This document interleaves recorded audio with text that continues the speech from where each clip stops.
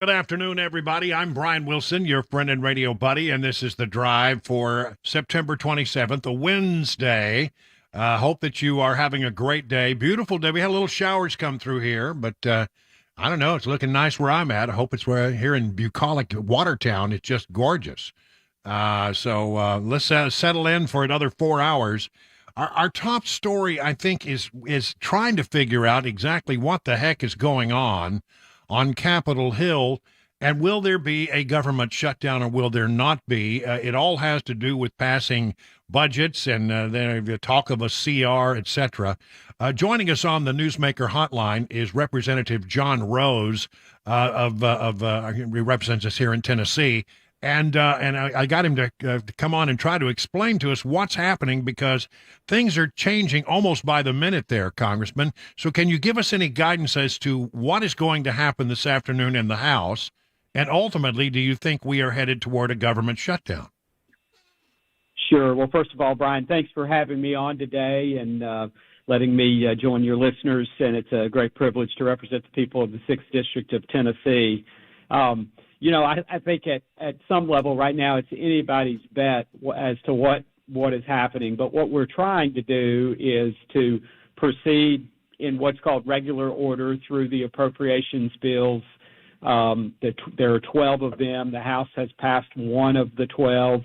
We're taking up 4 in quick succession this week, trying to pass them, and hopefully we will succeed. That, of course, doesn't fully solve the problem of avoiding a government shutdown after September 30th, on October 1st. And so really what is happening is we're trying to, get as far as we can and establish some level of trust with some of the conservative holdouts in the Republican conference that, we're serious, we being the conference as a whole, about tackling the fiscal crisis that we face, and that we're really seriously trying to approach that in an adult way and keep the government open, but fund the government using the regular process that we're supposed to use. I think the hope is that as they gain confidence and maybe develop some muscle memory about doing this, that it will be possible perhaps later this week, to pass a temporary funding measure, a temporary funding agreement that would keep the government open past September 30th. Can the speaker get that CR? I mean, let's assume you pass all 4 and some goodwill is established. Can the speaker pass the CR, in your estimation, without having to turn to the Democrats to help him get it across the goal line? Well, I certainly hope so. I don't think the speaker is going to turn there. I think the Democrats, if we reach the place where where a shutdown has either occurred or is imminent, the Democrats are certainly going to try to co-opt the situation and put forward a far less conservative, not even conservative, but a progressive liberal agenda to keep the government open. So I think we don't need to lose the initiative. I think there's some progress being made. The vast majority of Republicans in the conference are on the same page. We have a few who are holding out that they want to see more of a demonstration that we're going to do this in a very conservative way, and that is finally gets our spending under control. And so I get where they're coming from, but I don't think it's an advantage for the country to go into a shutdown, and I frankly don't think it's good politically for Republicans to lose the initiative. We saw back in April when we made a proposal to extend the debt ceiling that, it put us in the driver's seat. It gave us the opportunity to negotiate a more conservative outcome than would have otherwise been the case. And what we have to remember is we didn't get in this problem overnight. It's taken years, decades to get to this point. We shouldn't expect that we're going to step out of this hole in one step. What's important here is that we start turning and moving in the right direction. We did that with the debt ceiling bill. I voted against it because I didn't think it went far enough, fast enough.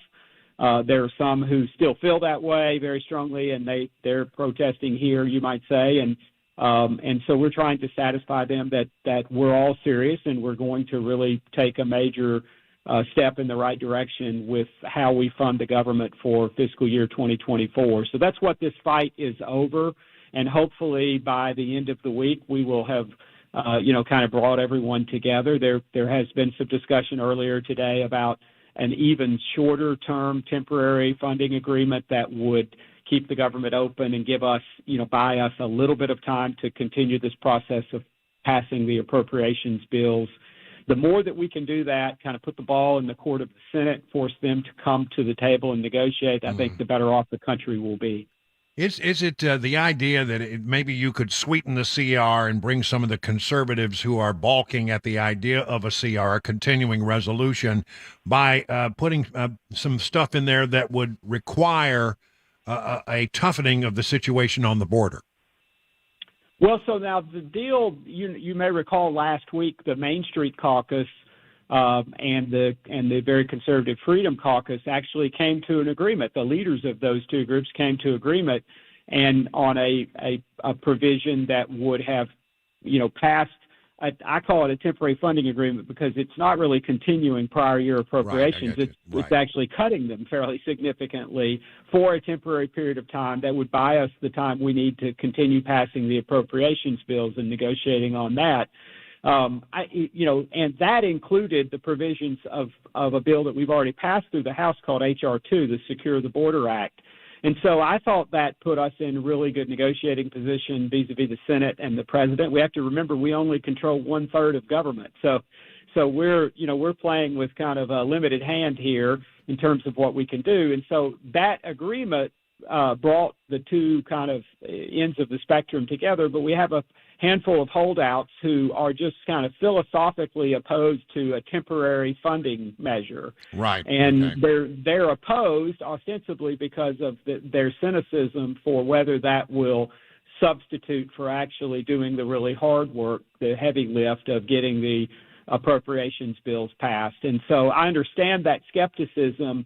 And so, again, we're trying, I think what the Speaker is trying to do is demonstrate the goodwill of the leadership in the Republican conference and of the broader conference that we'll take up this work, we'll proceed in regular order, we'll get some of it done. And if we were to pass the 4 bills that are in front of us this week, along with the one that we passed back in July, that actually represents over 70% of the discretionary spending in the budget year. And so, it's the lion's share of the appropriations process that would have been completed. So that ought to send a pretty strong message about what the end result on the House side is going to be. And hopefully we'll bring along our holdouts.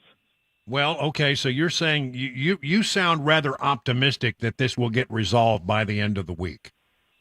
Well, now I probably would stop short, Brian, in saying that it's a lot that has to happen in a very short period of time, and there are the more you take on these appropriations bills, the more room there is for disagreement over the details, and so a lot has to come together for this to happen, and we hope it will.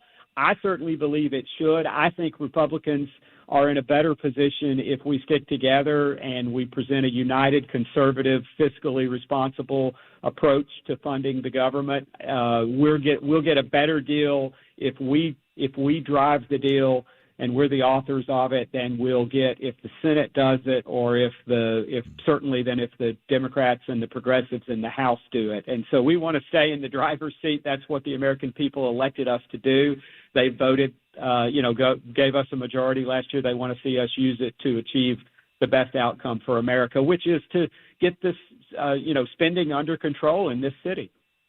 Yeah, why is it that I covered the institution for a lot of years, and I never saw it in all the years that I was there. The regular order where they actually start, early in the year, and they begin working on the appropriations bills, and the idea is you get all 12 of them passed, and then that becomes the regular order way you do. It never goes that way. Why is it so hard for Congress to follow the regular order and get the appropriations bills ready by the time that you need them? Well, maybe the short answer would be it's mostly just tradition around here, I think. But, this process was fully put in place back in 1974, and in the period since then, as you've already observed, only 5 times has that all happened. The last time it happened was in 1996, so it's been a long time And so, some would argue that maybe that process is just unrealistic and broken. But what shouldn't be broken is that Congress should be able to, in some sort of orderly fashion, consider what the spending of this country should be and put that in place ahead of time. We see county commissions do it. We see our state legislatures do it. Certainly in Tennessee, they do it every year. So we should be able to do that in Washington. And we've just, as you say, we've got to get started earlier and be more methodical about it. And there's a lot of recrimination right now that we didn't get this done earlier. That's kind of water under the bridge for this year. Of course, we haven't done it in the recent past, so that means we're trying to do something that no one has a tradition or a memory of us getting done, and so that makes it challenging. We're trying to do it really the first time for most of the people that are here, do it the first time ever, and so that's a bit of a challenge. We've made a lot of progress. The progress that we've made, for example, forced the Senate to pass out all of their appropriations bills out of committee, so they're way ahead of where they've been in recent years. They hadn't done that in a number of years, 2017 or so, I think, and that's just on the committee side. So we've made good progress. We didn't get to the finish line. We're not going to get to the finish line when we need to, and so, frankly, I think that means we need a short-term temporary funding agreement that gives us a little bit more time to beat this thing and get it done, and then hopefully next year, with the experience of having gotten it through this time, we'll be able to manage the timing better.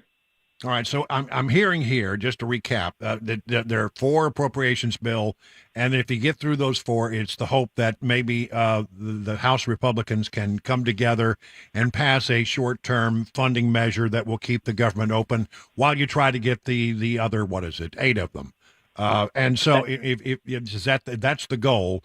So give me a percentage. 7 left because we've 7 passed left, okay. 1 already, and so that is the goal, and hopefully that will come to be. I think it's a tall order, but I think we can do it, and I hope we will, and maybe avert an unnecessary, expensive, and troublesome shutdown for the American people. Yeah, I mean, if I had to twist your arm and say, give me a percentage of chances that we get across the goal line without a shutdown, what would you say it is? I'd say 50-50 at best. Okay. So it is just a sort of an aspirational idea at this point. It could go either way is what I'm hearing. Yeah, I think so. But it's because we know we have some folks who feel very strongly about this. And the question is, will they come to the table and agree to do something to move us forward? We had a very productive conference meeting this morning, and a couple of the folks who feel this way actually showed some promise that if we can succeed in doing what we're trying to do, that they might be willing to relent and agree to a short-term agreement of some sort. I mean, part of the problem here is that the Speaker McCarthy can't lose very many votes here because the margins are so thin, right? That's right, and we're down a member. We've got members that have been out. I think both Scalise and Representative Lucas from Oklahoma are back this week, so we're closer to full strength, and that gives us a little bit more room for error. But it is a very narrow margin, and the Democrats are not going to help us here, frankly, Brian. That's important to remember. Yeah. They wouldn't say this, and they don't say this when they're doing interviews, but they want the shutdown because they think they win politically if it happens. And the Senate Democrats are also in that mindset, and the president. This is taking heat off of them for the policy failures that we see across the spectrum, whether it be the border or the president and his family's financial shenanigans. I mean, all of these things, they don't want to talk about. The president certainly doesn't want to talk about inflation. He doesn't want to talk about the Americans' dissatisfaction with declining real incomes and the economic challenges and the malaise that Americans feel right now because of the Biden inflation that has descended on our country and the high interest rates that have come out of that. All right. Well, listen, Congressman John Rose from the 6th Congressional District of Tennessee, we thank you so much for joining us on very short notice, and I do appreciate you being able to come on and help us understand, because I got to tell you, things are happening so quickly there. It almost changes minute by minute on this, and I appreciate your guidance on it. Thanks, and come back again. Thank you. Thanks, Brian. All right. It's now 20 minutes past the hour of 3 o'clock on Super Talk 99.7.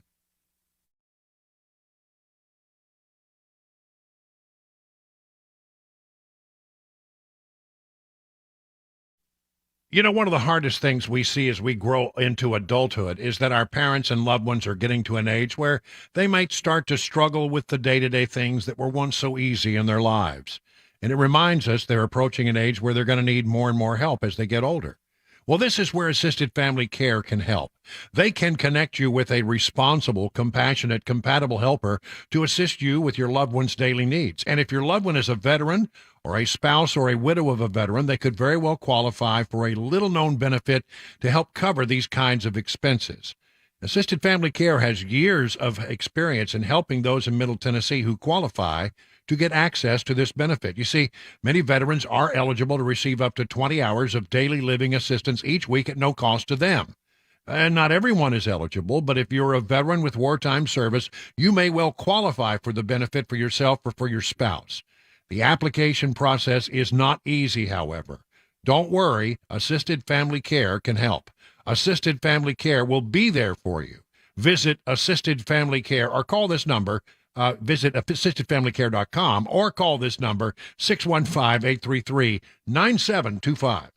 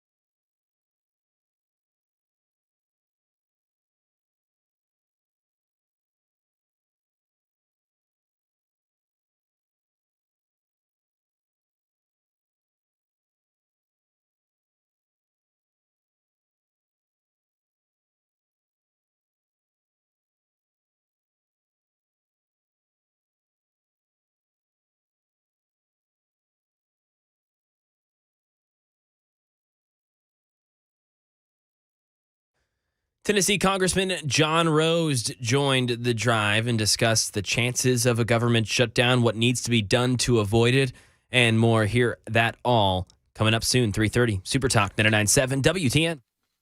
It is 25 minutes now past the hour of 3 o'clock on Super Talk 99.7. Mac Morey in the newsroom and Chris Weber pushing all the blinky buttons to make sure that the show runs smoothly as he does every day. And I am your friend and radio buddy, and you're listening to The Drive. A beautiful day, guys. I mean, honestly, 84 degrees here in bucolic Watertown, and we had a lovely shower that came through. Oh, nice. during the lunch hour. How about, did y'all have any rain downtown? I didn't see any rain. No, I didn't see any. No, there was thunder and lightning and a pretty good little downpour there for a while here, which is good because for me everything is about yard work right now. Yeah. And we had the aeration and the overseeding of the yard, and then a rain. So that's what you want, right? Exactly what you wanted to do. Yeah. The overseeding and then the rain. It's been dry. It We has been a haven't while had, since we've had rain. Several days. It's been hot and it's been dry. In fact, I read somewhere where in some areas they were saying they were they were putting out burn bans. Oh, So yeah. you can't because burn anything because everything was so dry. They were afraid things might take off. Anyway, good to see you guys here today. An update. We are still Red Eye Radio, but not as red as we once were. Yeah. Oh, It's turning into kind of pink eye a little radio. improvement. It's more like it is. It's getting better, and they say it'll be better in 2 weeks. If you missed it, I was viciously attacked over the weekend by a holly bush, and and it got me in the eye, and had to stop the yard work and go to the emergency room, where I am now apparently on a first name basis with all the people there, because it seems like I go there an awful lot lately. I don't know what the heck that's all about. If it's not me, it's Cabana Wife. One of the two of us are headed to the ER. I don't know. It's getting so much better, and people have expressed concern about it. Mostly when I run into people, they say, ooh. And then Yeah, I'd I'd say take a couple steps back. Oh, Yeah, oh, that's gosh. Well, that's why most of the time, even if I go into a play, I put on my sunglasses because I just don't want to have to explain how dumb I was to poke my eye in a holly bush. yeah. So, Well, especially now, because before it looked like you got viciously attacked. Now it looks like someone farted on your pillow. So you really don't want to explain either one of those. Gross. wow. Why that analogy? I can't imagine. Pink eye. Disgusting. Come on. Oh, the stink eye. The I pink got you. eye, All right. yeah. Come Oh, on. pink eye. All right. Well, there we go. Didn't land. Really, honestly, we would have been better out without that diversion Fair of enough. conversation. Fair enough. All right, let's talk about what's going on in Trump's world. First of all, from a political standpoint, this guy's just crushing it. I'll get into it a little bit later in a bigger way. In fact, just in a few minutes. But, he's up everywhere he needs to be up. There's a big debate today, and as I will point out later, it's like that show, Whose Line Is It Anyway? Welcome to Whose Line Is It Anyway, the show where everything's made up and the points don't matter. The points don't matter in this debate tonight. They just don't. But we'll get into that in a minute. A big thing happened today. Real estate. Well, I see if I can find a way to explain this. There's a case out there against Trump that says he committed fraud while building up his real estate empire. And a New York judge ruled today that former President Donald Trump committed fraud for several years while growing his real estate empire known as the Trump Organization. New York State Supreme Court Justice Arthur Engoron ruled Tuesday in a civil suit brought by the Attorney General Letitia James, who is out to get Trump and has said so publicly, and his company deceived banks and insurers by inflating his assets and exaggerating his net worth on paperwork to close deals and secure financing opportunities. Here's the thing that I think, judges don't understand. Judges are not real estate experts. Donald Trump, on the other hand, is a real estate expert. I've seen this before in other instances that were a little different, but, here's the thing about real estate.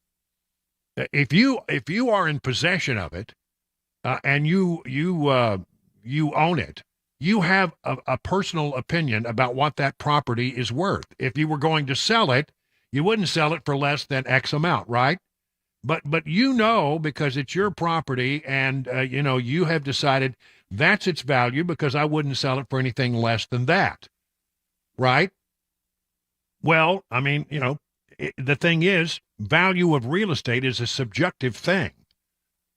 What really matters is, what it sold for if it were to sell. That's the bottom line. That's the only way to really determine what a piece of property is worth, is to sell it and say, well, he sold it for X amount of dollars. That's what that property was worth. But when it's like something you own and you're trying to value it, you put the value on it as the owner of that property, and you say, well, I got a little house here in Watertown. Here's what I think it's worth. That's my opinion. I can look at what the websites say it's worth, and I can agree or disagree. I saw this in Florida with a company one time where a company got taken over, and the allegation was they had overvalued their property. Well, who is really in the best position to know what that property is worth? The people who are looking from the outside, or the people who actually own it and have the experience of selling similar properties around the area? I think a judge is not the right person to determine exactly what a piece of property is worth. Like, for example, the real estate insiders say they are now bewildered by the judge's valuation of Trump's Mar-a-Lago estate. The judge says it's worth $18 million. Most real estate insiders look at that and say, no, it would list at $300 million.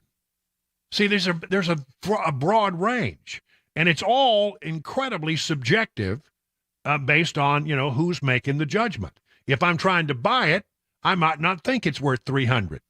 But if I'm selling it, I think it's worth 300, and that's what you're going to have to pay. So, for the judge to say he's overvalued his net worth, I think it's a very difficult thing to lock down, and real estate values are a completely subjective thing. So we'll watch this story a little more closely as it goes forward. But I think this judge trying to judge real estate values is way out of line. It's well past 30 minutes past the hour of 3 o'clock. I'm a little late. Let's get to the news with Mac Morey.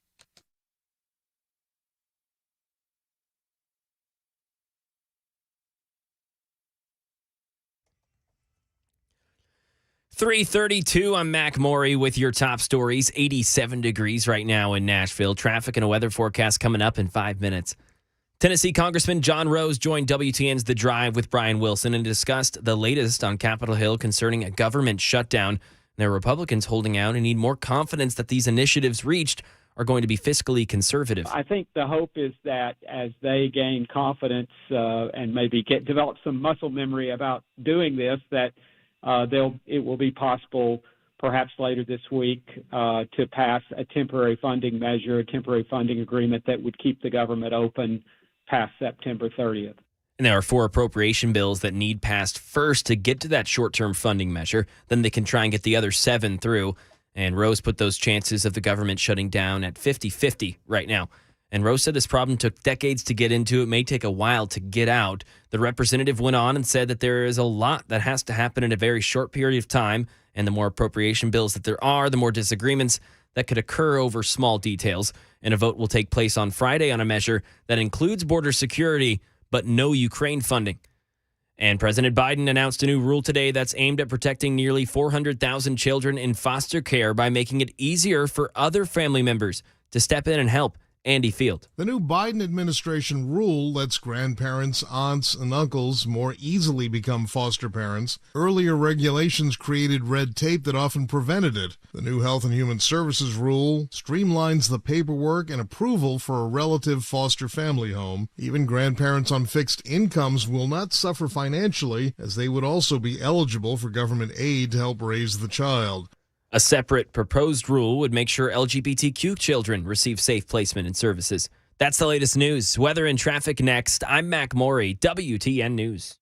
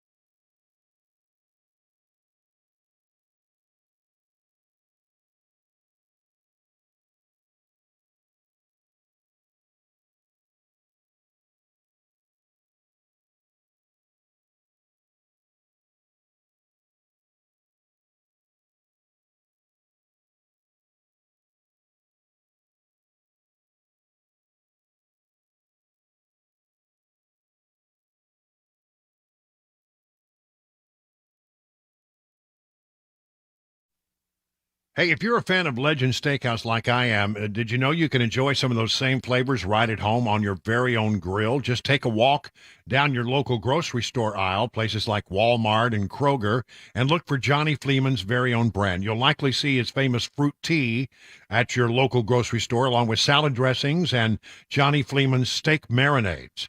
See, Johnny Fleeman's proprietary blend will give your steaks, chickens, and chops a flavor that will hit a home run with family and friends. It's low in sodium, about a third of other brands, so you don't have to worry about over marinating. You can also use his marinade to enhance almost any dish, your favorite rice recipe, fresh vegetables, just about anything you can think of. If your favorite grocer is not stocking Johnny Fleeman products, why don't you ask them to do so? For more information, go to johnnyfleeman.com. And of course, it goes without saying, for those times when you want someone else to do the cooking, they'll always be glad to see you at your nearest Legend Steakhouse for lunch or dinner.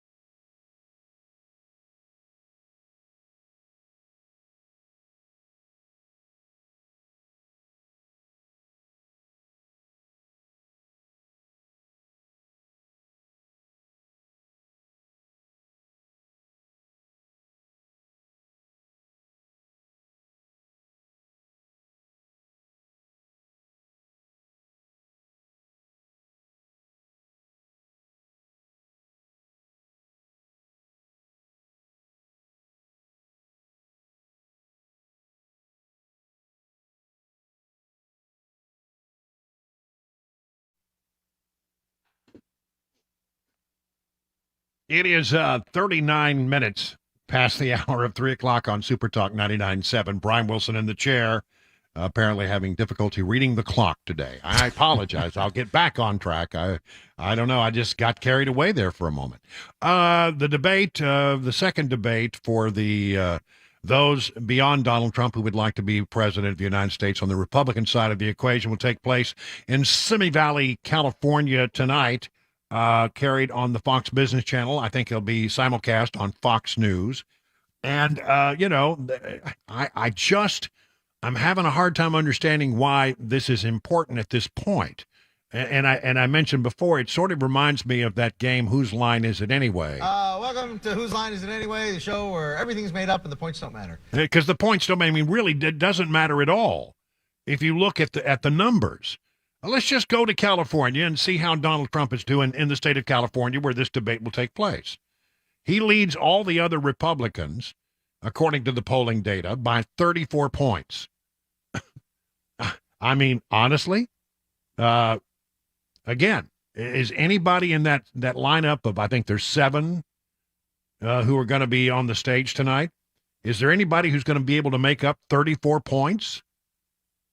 Not the way it looks right now. And you know, I think maybe when they got in, they thought, well, you know, Donald Trump's got all these legal problems, and you know, that means that people will perhaps, you know, sour on Trump as their nominee.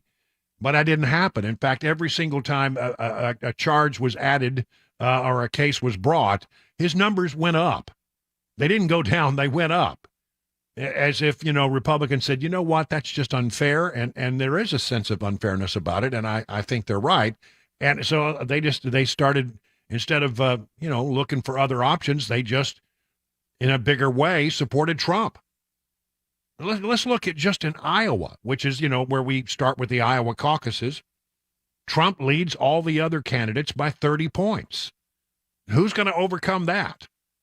I don't see it happening. 37 points in New Hampshire. Trump leads the other candidates. Number 2, I think there you say some polls say it's Nikki Haley, some polls say it's DeSantis, but one way or the other, Trump leads by 37 points.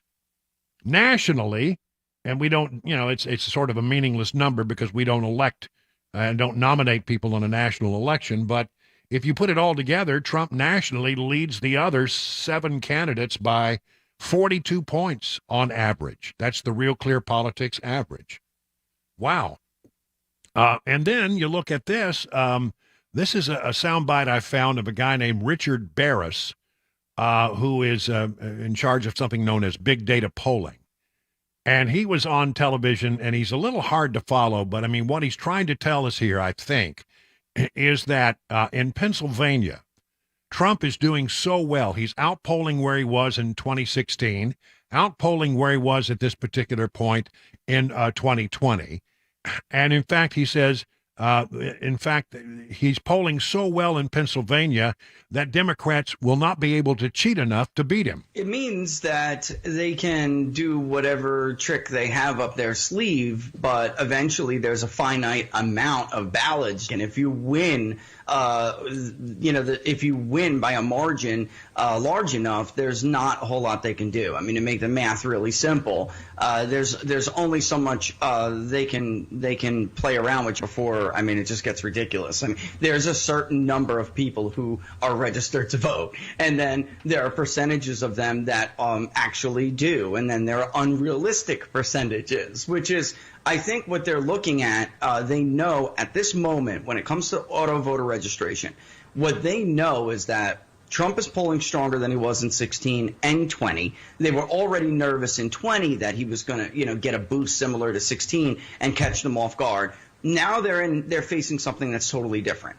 And as it stands right now in a state like Pennsylvania, status quo, and I know people are looking at 22 and they're thinking, oh, the state's out of reach. It's not for Donald Trump. Donald Trump is very different than everybody else. He's very different than, Mehmet Oz. I mean, it's a total different animal. Well, I think I followed him, and that's exactly what he's saying. He's saying that, he's so far ahead in Pennsylvania right now that Democrats can cheat, and he would still, his numbers would be strong enough that it would overcome any cheating they can do. His theory is that, there's only a limited amount of cheating you can do before it starts to look weird and you get caught. What's weird about this is that everybody agrees there will be cheating in Pennsylvania, especially, I think, in Philadelphia. That's the town you got to watch every single time. So I don't understand all of this talk about it. The debates, okay, you say, well, okay, who's leading out there? Well, right now it's still, I think DeSantis is in a far second place. Nikki Haley has shown some strength. Ramaswamy has shown some strength. The rest, not so much.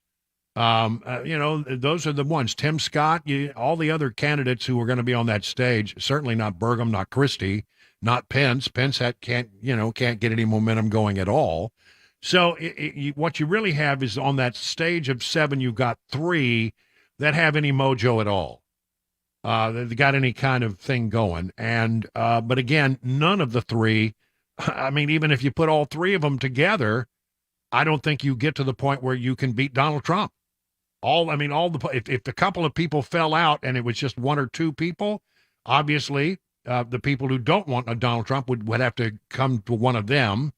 But it doesn't even seem that if that were to happen, that they could overcome a 30-point or a 34-point or a national lead of 42 points. The polling just continues to be very, very strong on Donald Trump. Let me go to realclearpolitics.com. They had some new polling data in today. Here it is. Let's look at the national polls. Let's see. I'm going to just go through the last 4 polls for Donald Trump for the Republican presidential nomination, national numbers. The Trafalgar Group, Trump leads by 42. Morning Consult, Trump leads by 43. Monmouth, Trump leads by 38. Economist, YouGov, Trump leads by 39. If you take all of the last 10 polls and you average them together, that's what Real Clear Politics does. Trump leads by 42.2. If you look again, the national average, who's in second place? DeSantis, 14.4. And then you really drop down. Haley, 5.8. Ramaswamy, 5.1. Pence, 4.2. Scott, 2.8. Christie, 2.7. Burgum, Hutchison, not even a point. So, I mean, as it looks right now, and I've said this before, it is Donald Trump's to lose, and I don't see anything on the horizon. Not the trials, not the many investigations that are ongoing. You know, I think most people look at that as being truly political, which I think they're right. It is truly political. A lot of this stuff. Look, I don't think Trump is going to have a hard time beating some of this stuff because I think, if you'll excuse the really bad pun, and it's not intended, these are trumped-up charges against Trump. They really are. I mean, a lot of them, like this case that we talked about a moment ago, where, they're taking him to trial because they feel like he has overestimated the value of the property that he holds. That's a very subjective thing. And if you get 5 or 6 good experts on the stand to challenge that assertion, then it sounds like to me, Trump can sort of overcome that. And it seems as you look at Donald Trump, he's in a class by himself in Republican Party politics. He's not going to be on the debate stage. I think he's going up to Michigan to meet with auto workers and try to do an event with them, which, he'll get some good coverage out of that. So what is this debate really all about? Well, I think you could say that the debate would be something where you might look at them and say, well, this could be a good running mate. If you were to say that, is it going to be DeSantis? I think there's bad blood, too much bad blood between Trump and DeSantis for that to happen. He has mentioned Tim Scott in a positive way. He has mentioned Ramaswamy in a positive way. And they're sort of, in many ways, they're a lot alike, both entrepreneurial, et cetera. But Haley, I don't know. Haley served in his administration. I think they left on good terms. If you look at some of the internal polling numbers on Haley, she does very well with independents. And I don't know why, but she does. And so, maybe Haley would be a good way to go in order to sort of balance the ticket up somewhat. One way or the other, I think when we watch these debates tonight, we're really looking at a vice presidential, campaign. Who's going to be the vice president? And look at these candidates through that lens, because it doesn't seem like any of them are ever going to get enough momentum to overcome this tremendous lead that Donald Trump has everywhere you look. 50 minutes now past the hour of 3 o'clock.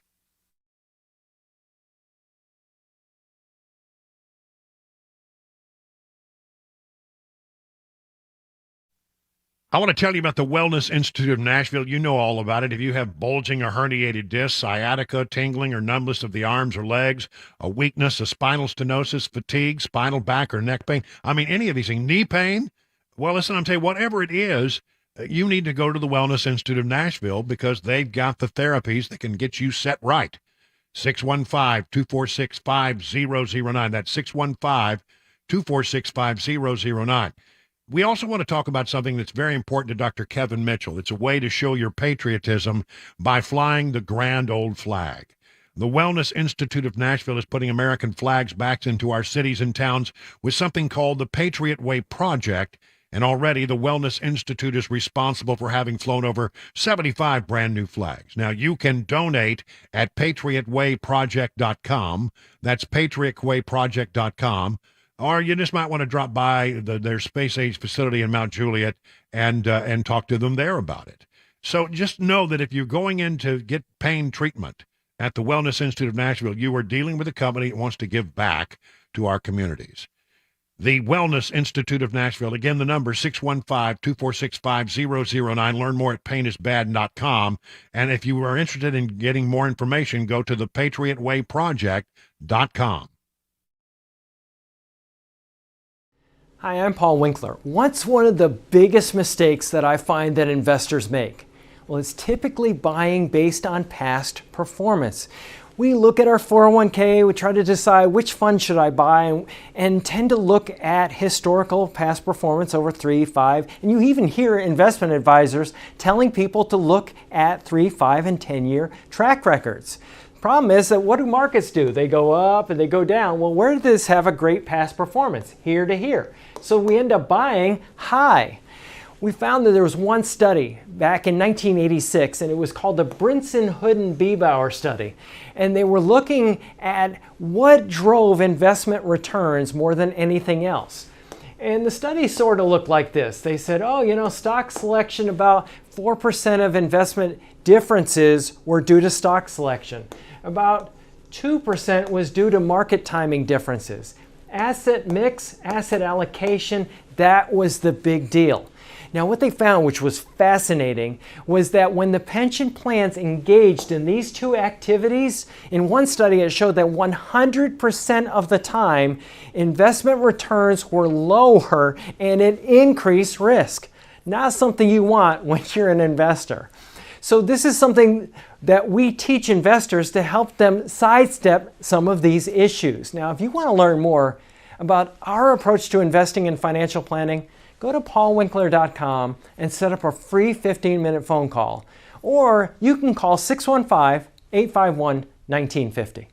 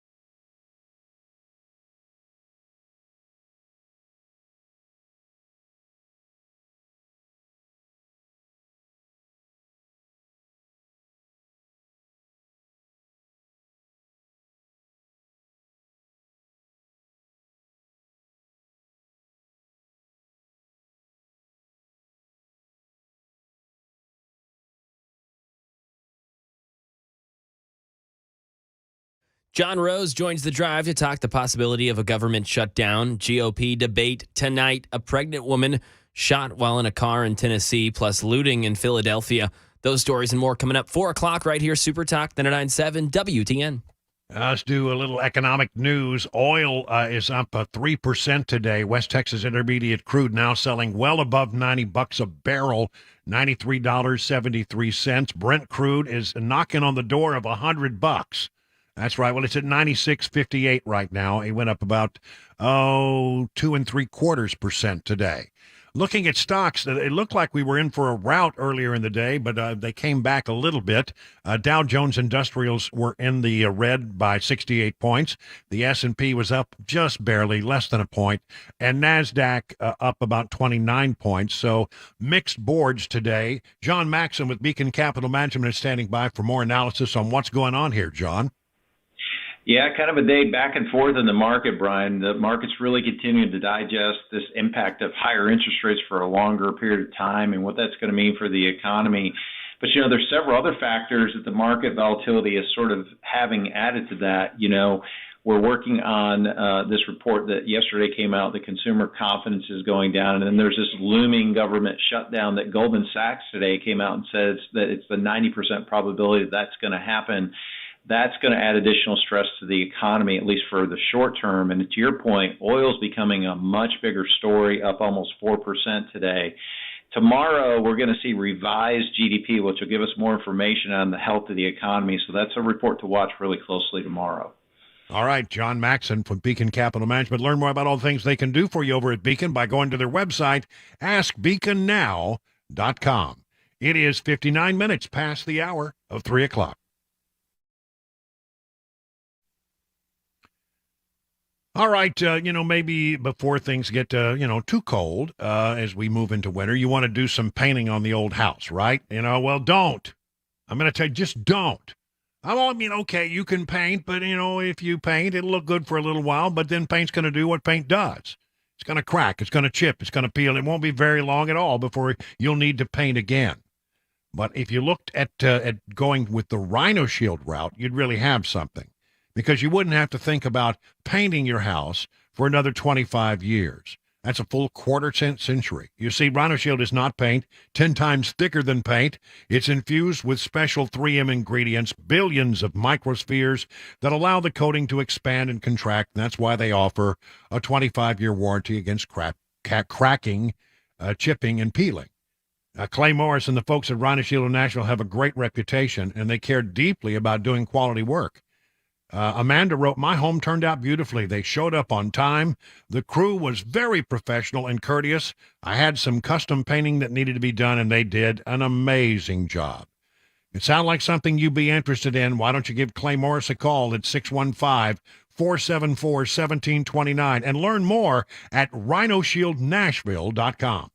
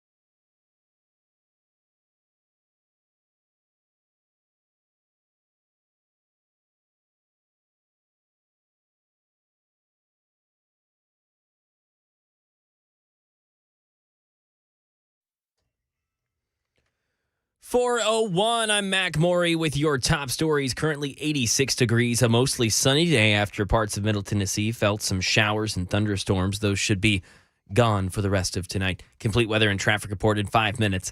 Tennessee Congressman John Rose joined WTN's The Drive with Brian Wilson and discussed the latest on Capitol Hill concerning a government shutdown and a possible even shorter-term funding measure than what was previously discussed. There has been some discussion earlier today about an even shorter-term temporary funding agreement that would keep the government open and give us, buy us a little bit of time to continue this process of passing the appropriations bills. The more that we can do that, kind of put the ball in the court of the Senate, force them to come to the table and negotiate, I think the better off the country will be. There are 4 appropriation bills that need passed first to get to a short-term funding measure. Then they can try and get the other 7 through.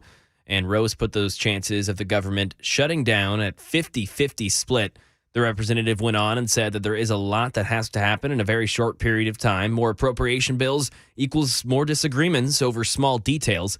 A vote will take place on Friday on a measure that includes border security, but no Ukraine funding. And 7 Republican presidential hopefuls preparing for tonight's GOP debate at the Ronald Reagan Presidential Library. Alex Stone is there. Atop the rolling hills above Simi Valley, Republicans are meeting here tonight for the debate, which will include 7 GOP hopefuls who in our latest ABC News Washington Post poll are polling far behind the one man who won't be here tonight, former President Trump. He's nearly 40 points ahead of his closest Republican opponent, Ron DeSantis. Tonight, the candidates who will debate say they've spent the day doing last-minute prep work, relaxing with family, and working out. Alex Stone, ABC News at the Ronald Reagan Presidential Library in Simi Valley, California. And the debate's scheduled to begin at 8 p.m. Middle Tennessee time. An active investigation right here in Tennessee. Police looking for a person who fired shots at a car and hit a pregnant passenger last night. It was a black Nissan Maxima that pulled up on Lewis Street to a group of people just for a woman to exit that car and then spray bear spray at a crowd. Once they drove off, someone began to fire shots at the vehicle. One of those shots hit a 23-year-old pregnant woman who was in the front seat. She survived, but the unborn baby was killed. MNPD detectives are working to confirm the shooter's identity, who's described as a young man wearing a white shirt. And multiple arrests made in a violent night of looting in Philadelphia. Derek Dennis reports. Quick police work adding up to 52 arrests after Tuesday night's looting in several stores and other businesses in Philadelphia. A Foot Locker and Apple Store among those hit. The Apple Store looks pretty cleaned out. All the Apple Watches, iPhones. Philadelphia police say there were 76 incidents reported with 49 adults and 3 teens arrested, many of them caught on surveillance video and cell phone video with stolen items in hand. Also in hand, at least 2 guns recovered. Police calling the suspects criminal opportunists. And that is the latest news, traffic and weather on the way. I'm Mac Morey, WTN News.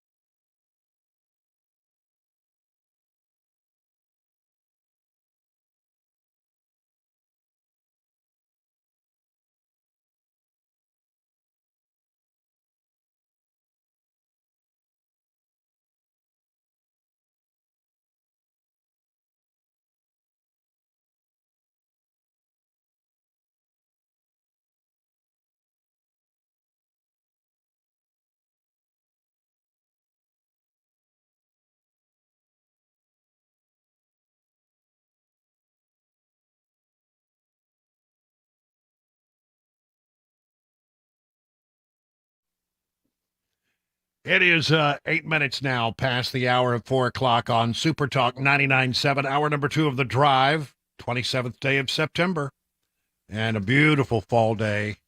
I don't know, some parts of our area got rain, I know, but not all of them, apparently. That's all right. It was good. We needed it.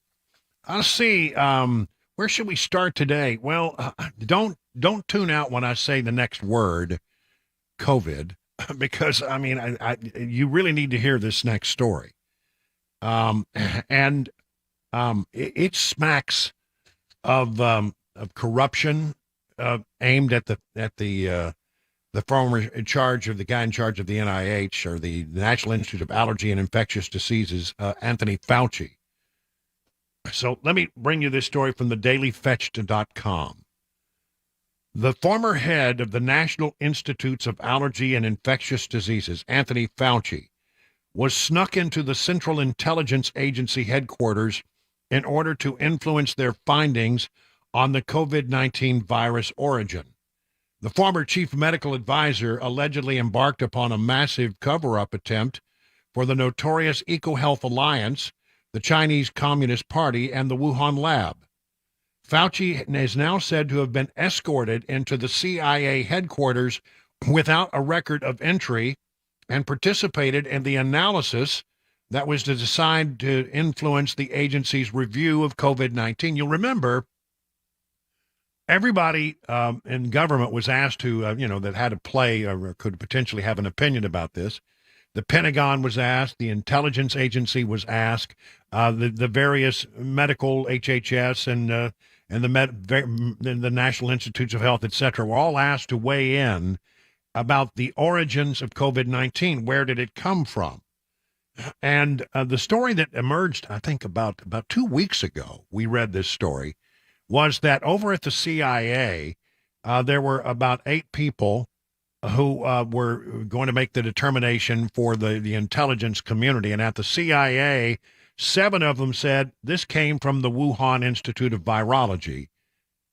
And 1 of them said it came from, an animal transfer. They call that zoonotic. And then somehow, I don't know what happened, but then everybody then, changed their opinion to go along with the one guy who said it came from animals, and nobody thought that it came from the Wuhan Institute of Virology.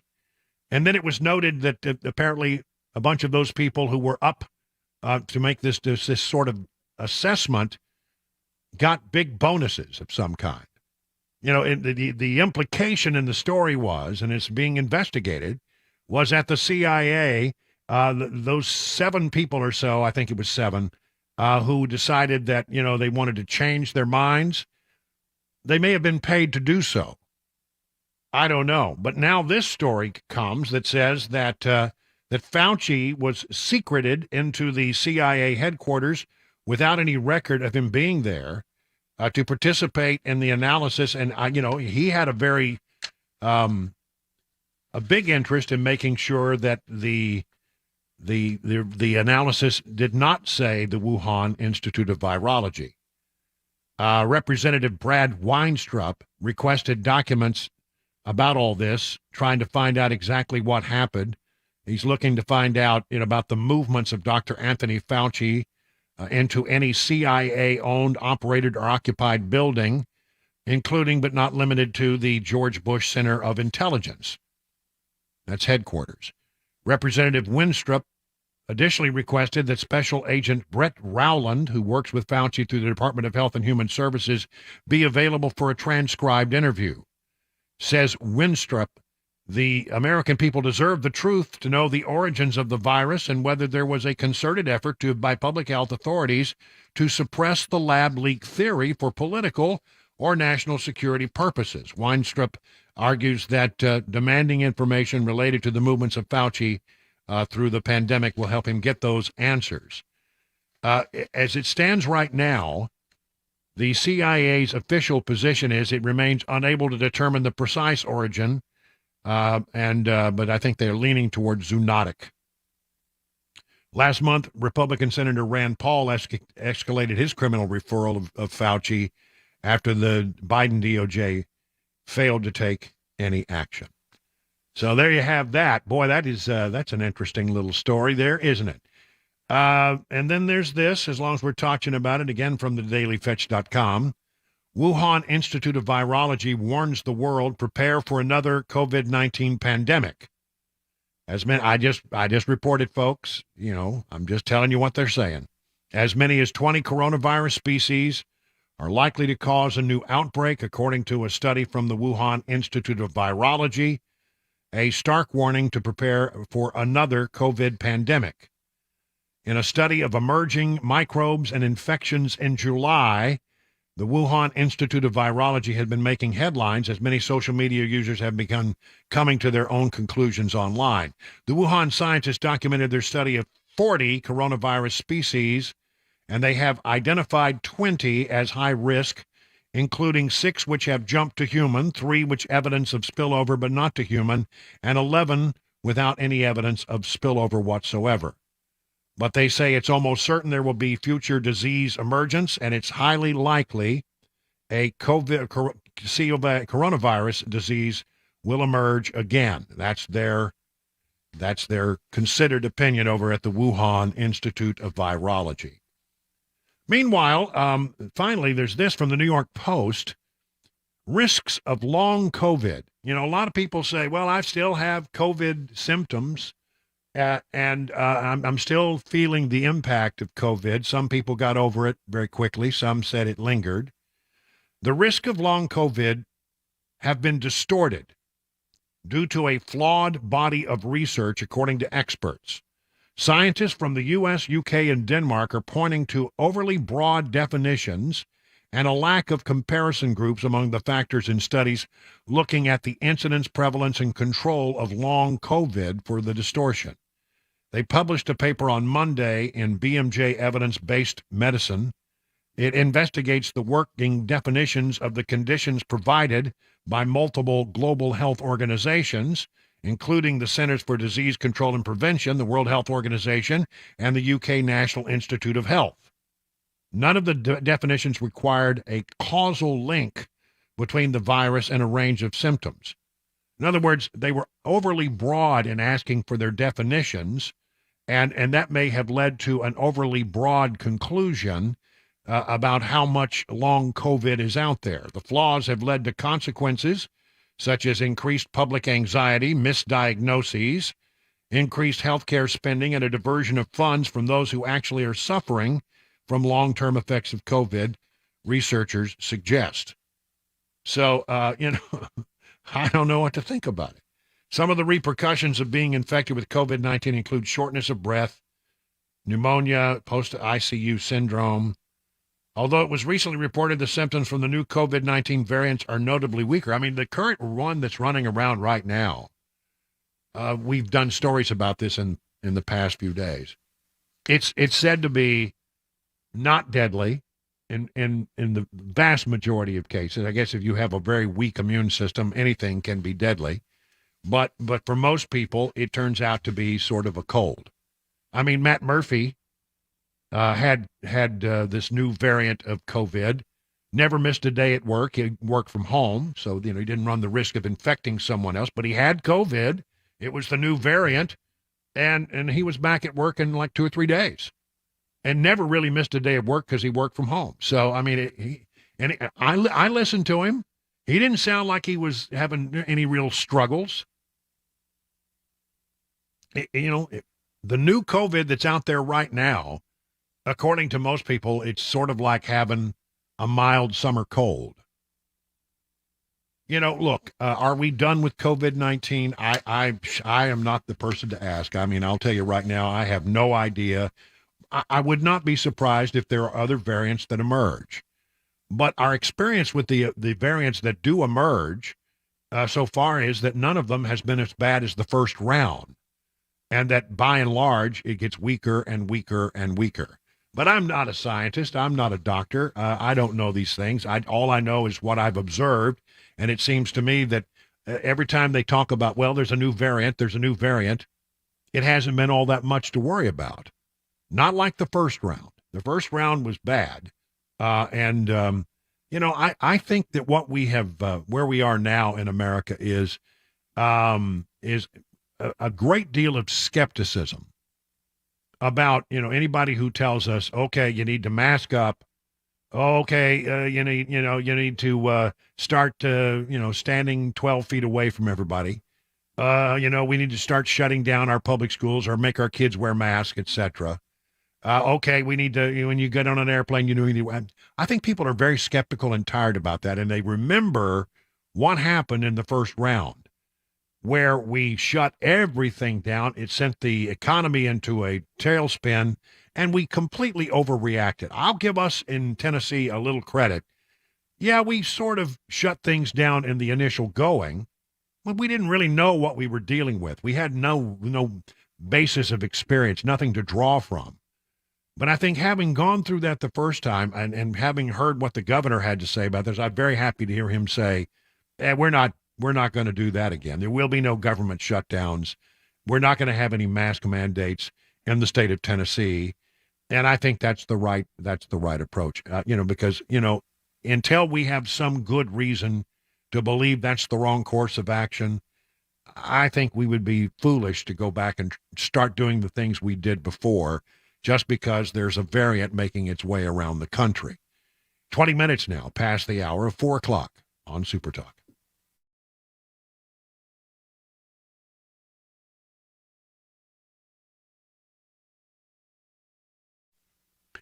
King and Associates Insurance in Brentwood is an independent agency that's been in business for over 25 years. Now, what I love about an independent agency is they do things a little differently. Because they're an independent agency, they can shop around and they can find that one policy that will really work for you.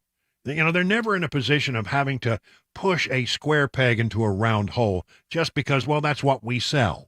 No, they can find something that really meets you. Then that's the thing. They're going to get to know you. That's the other reason an independent agency is good. They're small enough that they can really give you personal service. And they're going to work with you and they're going to ask you the right questions to make sure that, you're getting a policy that really is the best policy for you. And here's another reason why you get personal service. Let me tell you this. If you call the number 615-329-8121, you're not going to get a recording. You're not going to get a phone tree. You're not going to get somebody who says, your call is very important to us. Please stand by. None of that. No, you'll get a real person. An honest person will answer the phone and help you. Well, come on. That's worth it right there, isn't it? Multi-policy discounts are available. 20, 25, 30, 35% savings are possible. So get your royal review with King & Associates Insurance. Just log into tkinginsurance.com. That's tkinginsurance.com. King Insurance & Associates, royal treatment and great rates.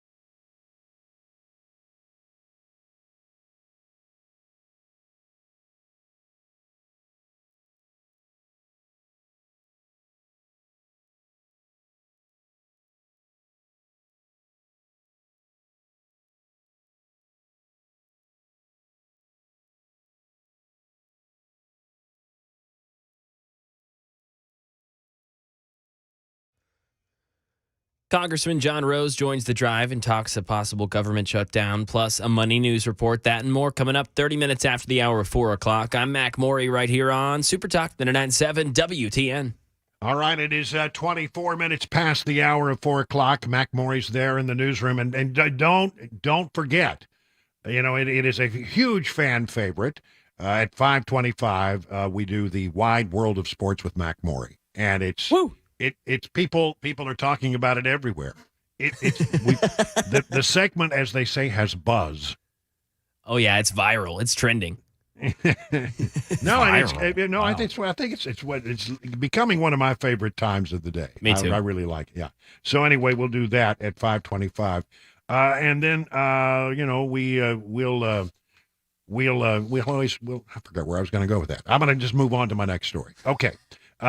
So he's getting senile. THC vapes. Now, have you heard this story? I found this story on WKRN's website, Channel 2. And when I read it, I go, well, I have a feeling this story is bigger than what we know. The story they wrote is about Gallatin, Tennessee, and a problem they're having up there in the school district with kids who are bringing THC vaping into the Sumner County schools. 37 students have been caught with THC vapes in Sumner County schools since August 1st, and the district is trying to find solutions to the issue. I see. Okay, I'm sure that's right in Gallatin. I don't think Gallatin is the only school district where this is a problem. I think that, there's a lot of kids who are coming to school with these THC vapes and are vaping THC because they can be clever about it. You know how they're clever about it? The vapes, they look like they're disguised. They look like USB, what do you call them? The USB thumb drive. Thumb drive, yeah, that's it. That's what they look like. So if you were to look at it, so it's just a thumb drive for somebody's computer. It's not. It just looks like that. And then some of them don't look like thumb drives. They look like, what's the other thing? I had it here. Flash drives or USBs. Oh yeah, marks are like a yellow marker. Like a highlighter. A highlighter, yeah. If you were to go through and every kid's got, you highlight certain things in your books or that you're reading or the copy that you're reading. I mean, I have a highlighter here. I use it all the time. But apparently they look like highlighters. And you really have to look close to find out it's not really a highlighter. It's a vape. And people are vaping the THC in class and outside of class. We've got a huge problem. Again, this is in Gallatin they're talking, with THC vapes. Huge problem. We are seeing them in every school in the county. Langford discussed the issue during a recent Sumner County Board of Education meeting, explaining the district sees 4 to 6 incidents every Friday. Why Friday? I don't know. THC vapes are illegal, but kids are easily getting their hands on them. According to district officials, Langford believes the vapes look like USB or flash drives, or as I mentioned, some of them look like highlighters. Many parents have no idea their children are using them. There's zero chance they're not aiming these and marketing them toward kids.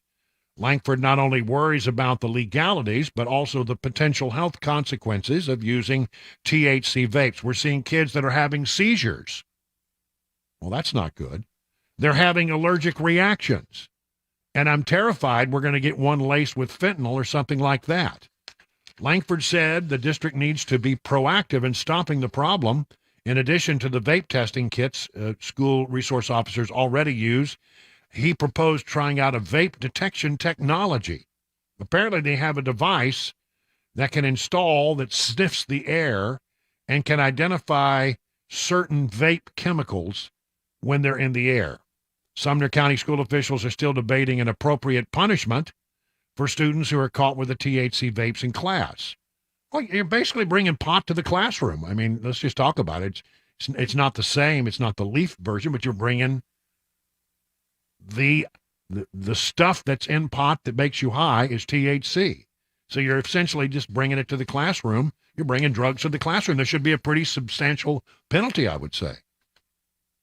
The district's current policy categorizes drugs in school as a zero-tolerance offense, which results in the students being sent to alternative school if space and staffing allows. I mean, really think about it. Kids, do you want to get kicked out of school because you thought it'd be cool to bring your THC vaping device to class?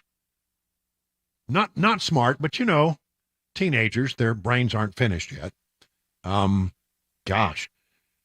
Langford told school board members he's not sure if that's the best punishment for having a THC vape on campus because most kids who are caught with the vapes in school don't typically get into trouble. These aren't your hoodlums. These are just kids who want to get a little high in class.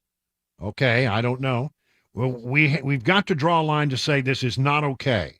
But in the process of drawing that line, we can't draw it so firmly that we put kids in jeopardy of going deeper into drugs because we remove everything that connects them to their school and community.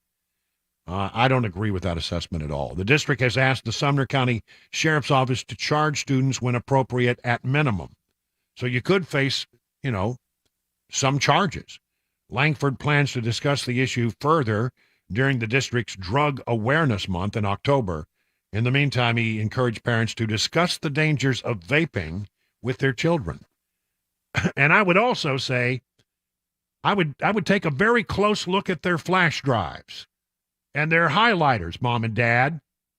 Just me. I'd want to know. 30 minutes now past the hour.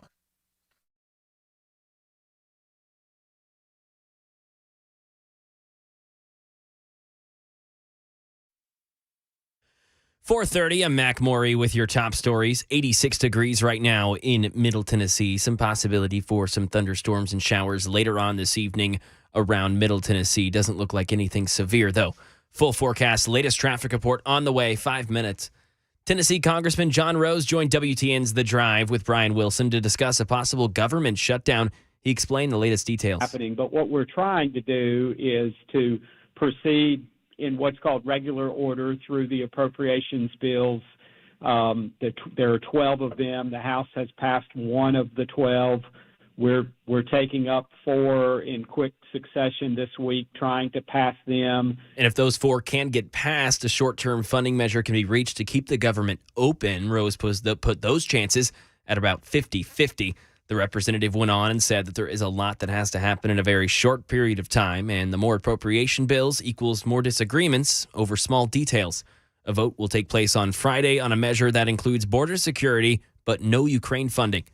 And now over to some money news. Daria Albinger. Stocks struggled for direction. The Dow fell 69 points. The Nasdaq added 29 for the day, and the S&P rose a fraction. The markets yo-yoed to the mixed finish, with rising oil prices and bond yields cranking up the pressure on stocks. September is on track to be Wall Street's worst month in a year. A day after President Biden told United Auto Workers to stick with their fight for better deals with the Big Three, comes word that the historic strike is going to get even bigger. Union President Shawn Fain is expected to announce on Friday morning how the union will expand its strike against Detroit's Big Three automakers. Hyundai and Kia are recalling nearly 3.4 million vehicles in the U.S., telling owners to park them outside due to the risk of engine compartment fires. Included are a number of models from the 2010 through 2019 model years. Safety regulators say the anti-lock brake module can leak fluid and cause an electrical short. That's the latest news. Traffic and weather on the way. I'm Mac Morey, WTN News.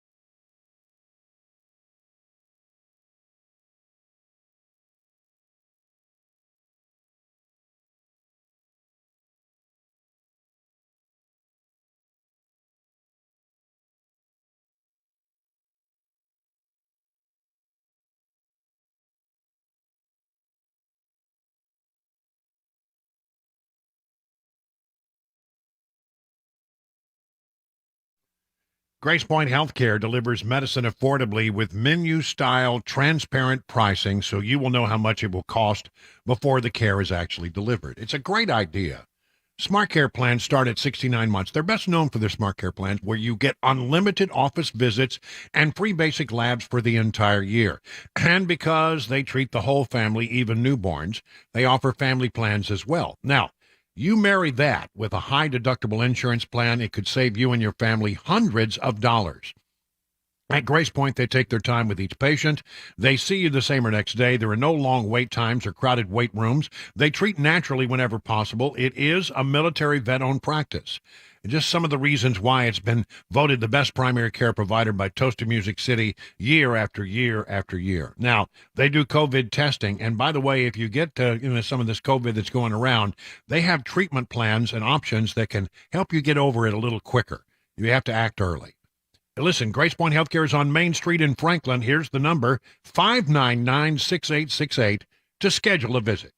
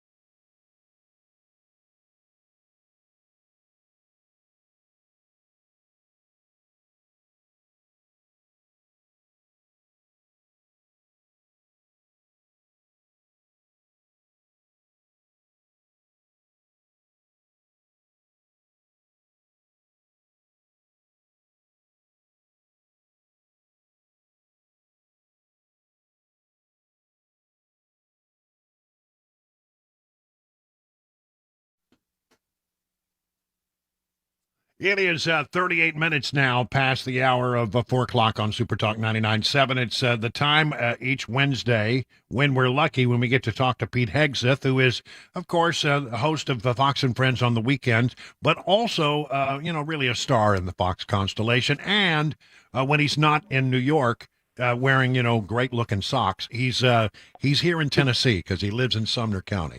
We were just talking about Sumner County, where apparently the public schools there have got a problem with vaping and THC out of these devices that look like flash drives. So you have your kids in a private school there, right? We do. But, I don't think any school is immune to that. I think you're right.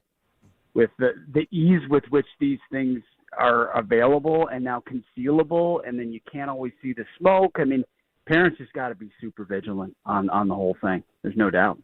Yeah, I mean, I was just saying that, parents, you should know that these things look like flash drives or sometimes like yellow highlighter pens that you use. If you just took a glance at them, you would never know that it was actually a device for vaping THC. But apparently, how do you, as a parent, I mean, that's a struggle.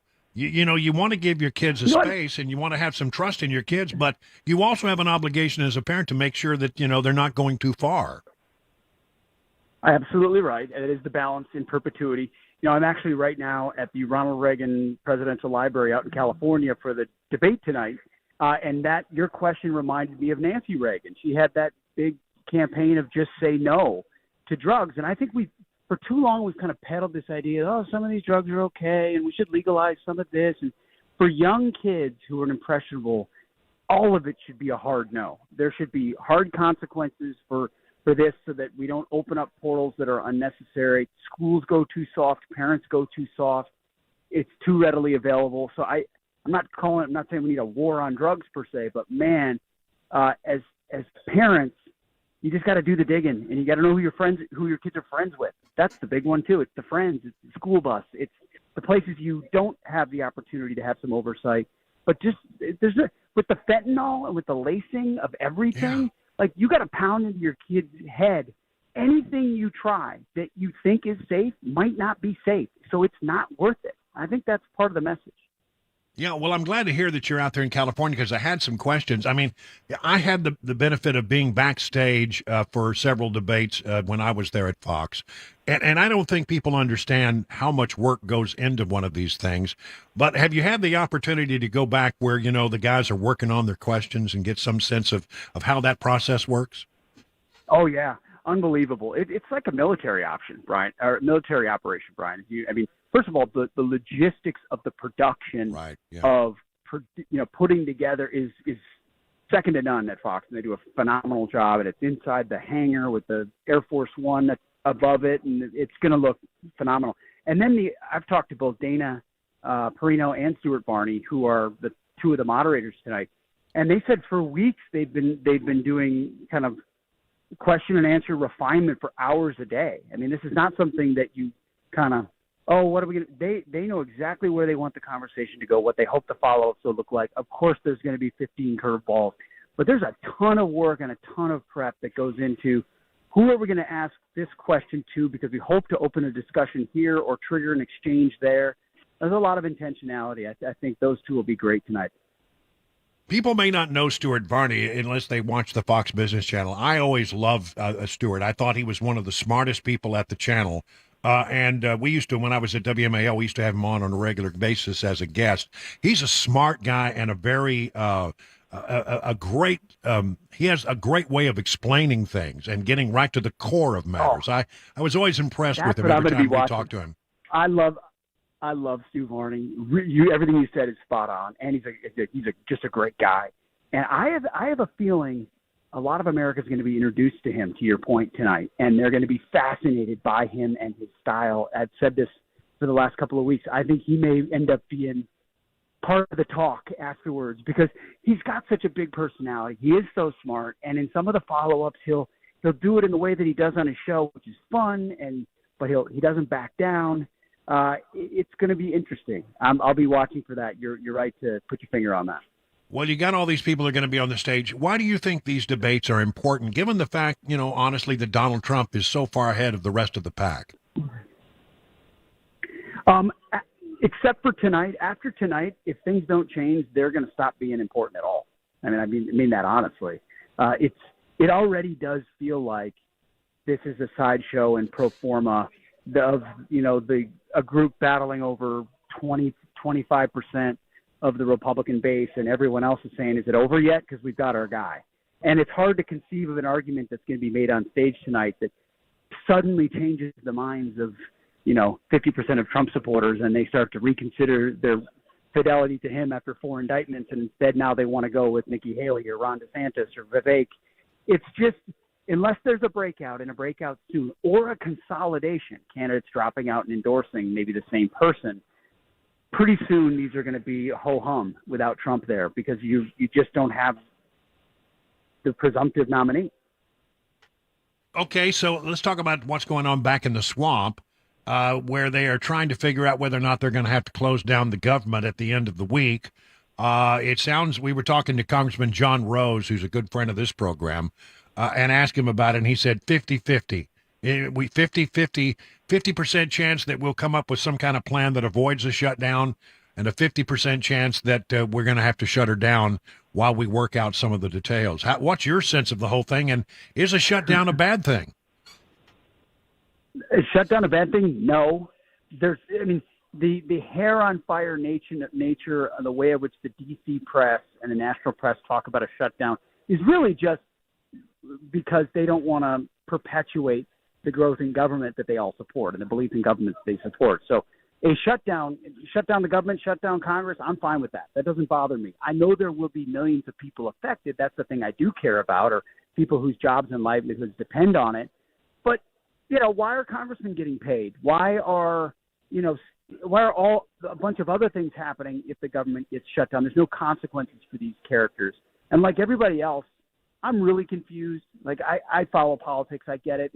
I'm confused by the process by which we got here, where they can't actually pass bills. But it's a reflection of McCarthy's got a really precarious caucus, and he's trying to cut deals. And what the Democrats are hoping is that eventually he ends up cutting a deal with them, and that would be a big loss for McCarthy.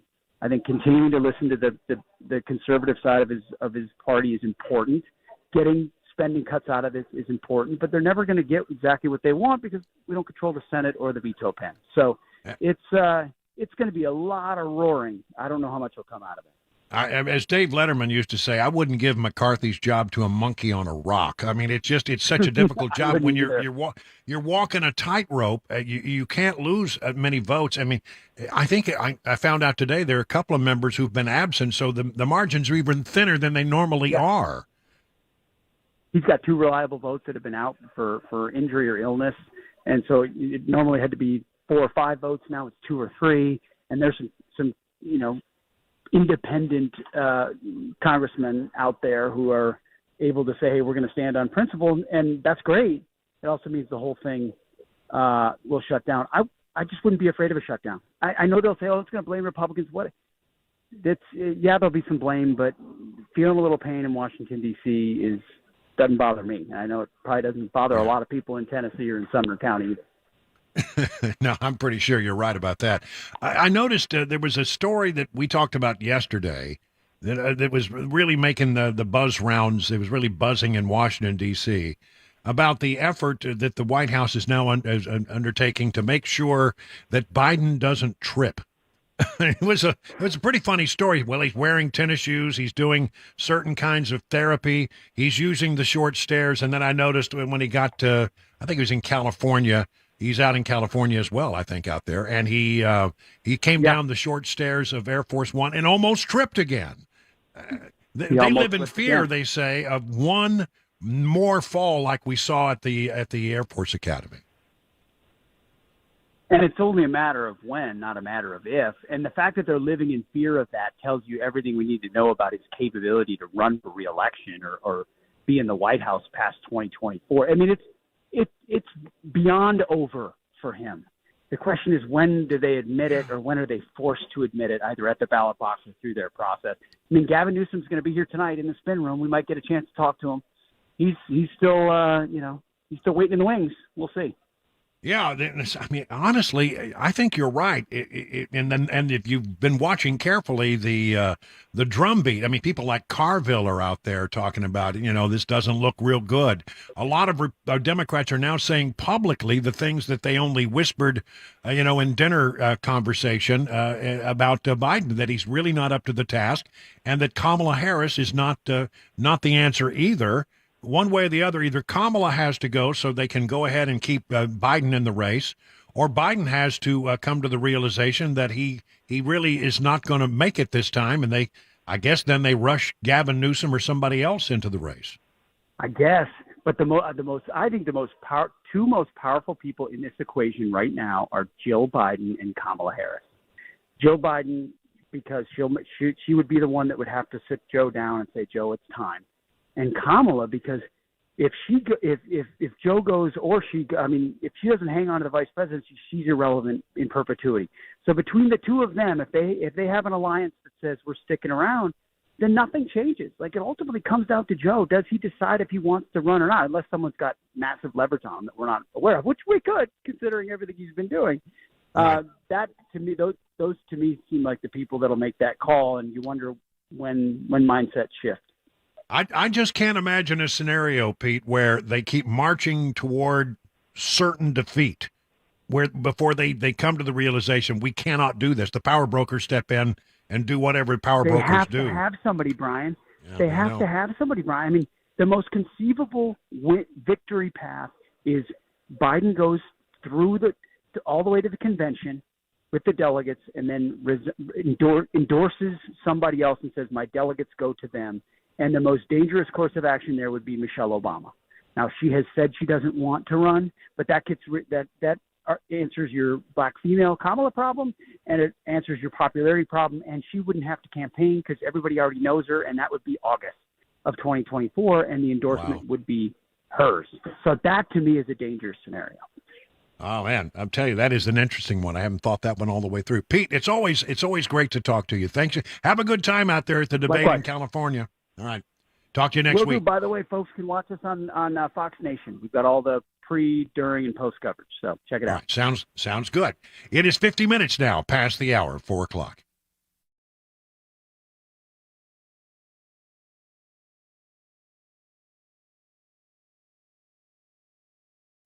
Let me tell you about Rhino Shield. It's sort of like paint, but not really. I mean, and it's a coating that you put on your house or any kind of building exterior. It's 10 times thicker than paint, though, and it's infused with special 3M ingredients. There are billions and billions of microspheres that allow the coating to expand and contract. And that's why they offer a 25-year warranty against cracking, chipping, and peeling. I mean, you could paint. It'll look good for a little while. But, paint's going to eventually do what paint does. It's going to crack, it's going to chip, it's going to peel. So, think about the Rhino Shield option. A lot of people have. Amanda wrote, the home turned out beautifully. Joan said the work was outstanding. The quality was top of the line. And my friend, the Garretts, they have this farm home out in the country, and it's more than 100 years old, and they had the Rhino Shield people come out and work it over, and they're so pleased they've got a couple of other projects they're going to sign them up for. If this sounds like something you'd be interested in, why don't you give Clay Morris a call at 615-474-1729. And, of course, learn more at rhinoshieldnashville.com. Hi, I'm Paul Winkler. What's one of the biggest mistakes that I find that investors make? Well, it's typically buying based on past performance. We look at our 401k, we try to decide which fund should I buy, and tend to look at historical past performance over 3, 5, and you even hear investment advisors telling people to look at 3, 5, and 10-year track records. The problem is that what do markets do? They go up and they go down. Well, where did this have a great past performance? Here to here. So we end up buying high. We found that there was one study back in 1986, and it was called the Brinson-Hooden-Biebauer study. And they were looking at what drove investment returns more than anything else. And the study sort of looked like this. They said, stock selection, about 4% of investment differences were due to stock selection.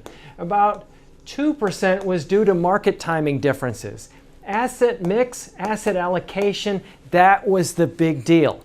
Now, what they found, which was fascinating, was that when the pension plans engaged in these two activities, in one study it showed that 100% of the time, investment returns were lower and it increased risk. Not something you want when you're an investor. So this is something that we teach investors to help them sidestep some of these issues. Now, if you want to learn more about our approach to investing in financial planning, go to paulwinkler.com and set up a free 15-minute phone call. Or you can call 615-851-1950.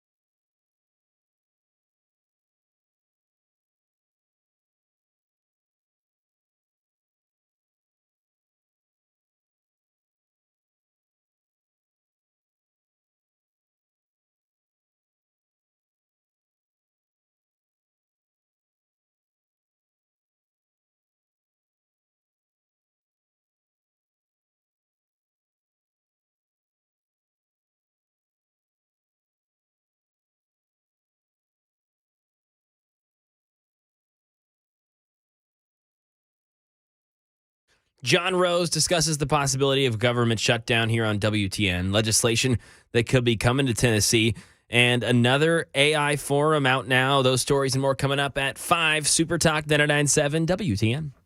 You know, we just heard Pete Hegseth talk about Michelle Obama. I've been sitting on this story for several days. She often said, you know, there's only so much you can eat. There's so much big house you can have. There's only so many nice trips you can take. I mean, it's enough is enough. Talking about millionaires. She just got paid $700,000 to deliver a 1-hour speech in Germany. Ooh. Yeah. Now, she's not running. You can make money like that when you stay on the outside, my friends. That's for sure. 58 minutes now past the hour of 4 o'clock on Super Talk. Let me tell you about Eurofix. Have you noticed how unreliable things have become these days? You know, someone tells you, oh, it'll be ready at 4, and then you get there and it's not. People are really tired of that kind of stuff. And if you've had unreliable vehicle repair shop experience, come to Eurofix. Eurofix turns unreliable into reliable, and Eurofix has your vehicle ready when it's really supposed to be ready, so you're not standing around tapping your toe and waiting. Eurofix repairs all European cars with quality that beats the dealer without dealer pricing. That's because dealer repair shops are designed to pay virtually all of a dealership's overhead, and that's a lot of money. Why would you want to pay for that? At Eurofix, reliable also means a 3-year nationwide warranty plus a free loaner car with every repair appointment. So make sure you call ahead, as loaner cars are very popular. If you are tired of unreliable repair shops, come to where it is reliable. Eurofix, family-owned for 24 years. Call 844-EUROFIX or visit myEurofix.com. That's myEurofix.com.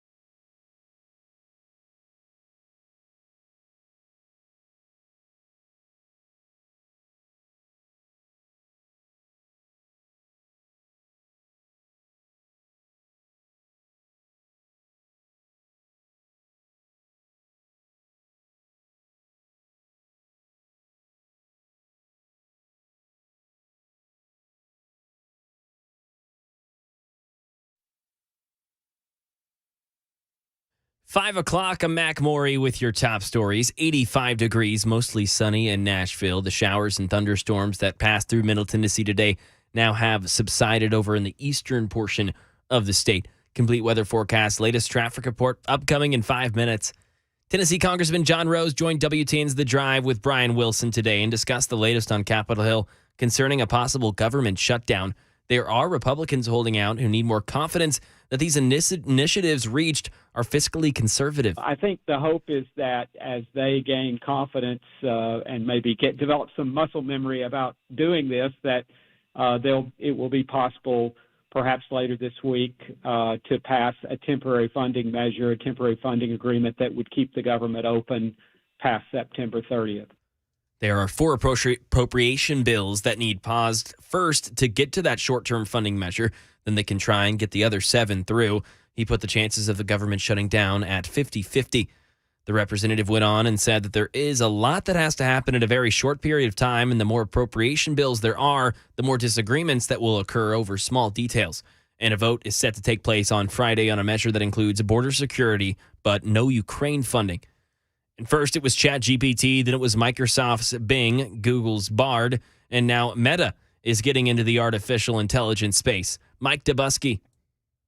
At its annual Connect conference, Meta CEO Mark Zuckerberg announcing a new AI chatbot platform. Let's talk about AI. It's a series of 28 chatbots, each with its own unique artificial personality. An AI sous chef will give you cooking advice, for example, or an AI travel agent can help you plan a vacation. Engadget's Devendra Hardawar says it comes as the company's metaverse ambitions have largely failed to materialize. I'm not surprised that Zuckerberg is leaning more into AI now. And some legislation in Tennessee. Tennessee Representative Andy Ogles is sponsoring a bill that would take pensions away from federal employees who are convicted of child molestation crimes. The bill would be titled Denying Pensions to Convicted Child Molesters Act of 2023. Ogles says that currently federal employees convicted of child molestation crimes are still awarded their taxpayer-funded pensions even while incarcerated. And Ogles says, quote, there are few things more heinous than the sexual abuse of a child, and yet these crimes often receive a slap on the wrist in comparison to the havoc they wreak on their victims. And some entertainment news. Late night talk show lovers, your shows will be back in less than a week. Jason Nathanson. Fans of Topical Monologues, rejoice. All three of the 1130 Network guys will be back on Monday. The host returning to late night now that the writers can go back to work while they vote on a new contract. Seth Meyers will also be back on NBC on Monday, and John Oliver is getting a jump on all of them. His HBO series Last Week Tonight returns with new episodes this Sunday. As for the podcast, they all started during the strike, the Strike Force 5. That will continue with 4 more episodes. And that is the latest news, traffic and weather on the way. I'm Mac Morey, WTN News.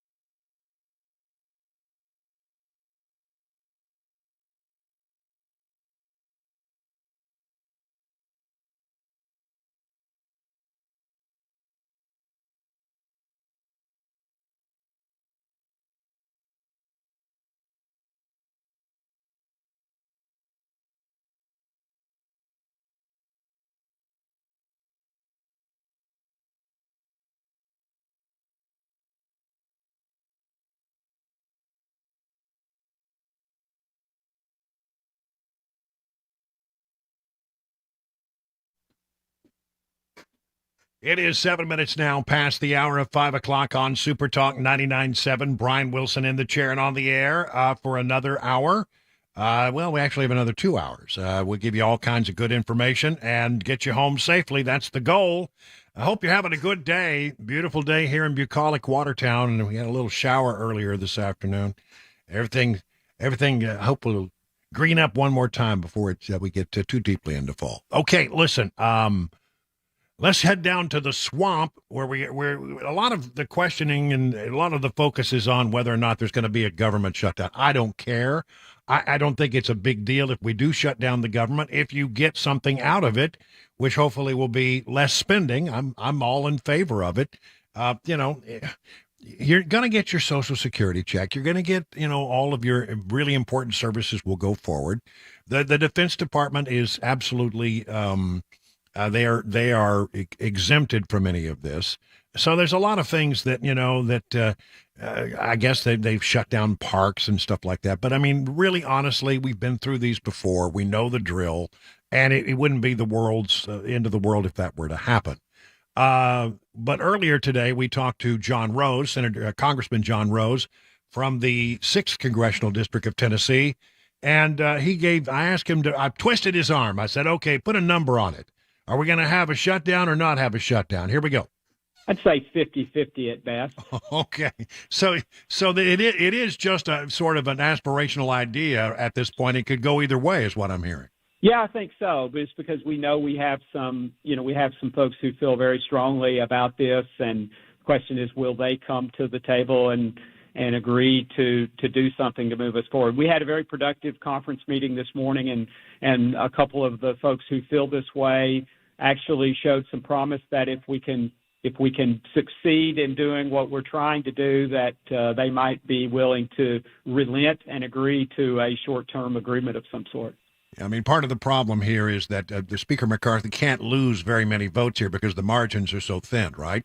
That's right, and we're down a member. We've got members that have been out. I think both Scalise and Representative Lucas from Oklahoma are back this week, so we're closer to full strength, and that gives us a little bit more room for error. But it is a very narrow margin, and the Democrats are not going to help us here, frankly, Brian. That's important to remember.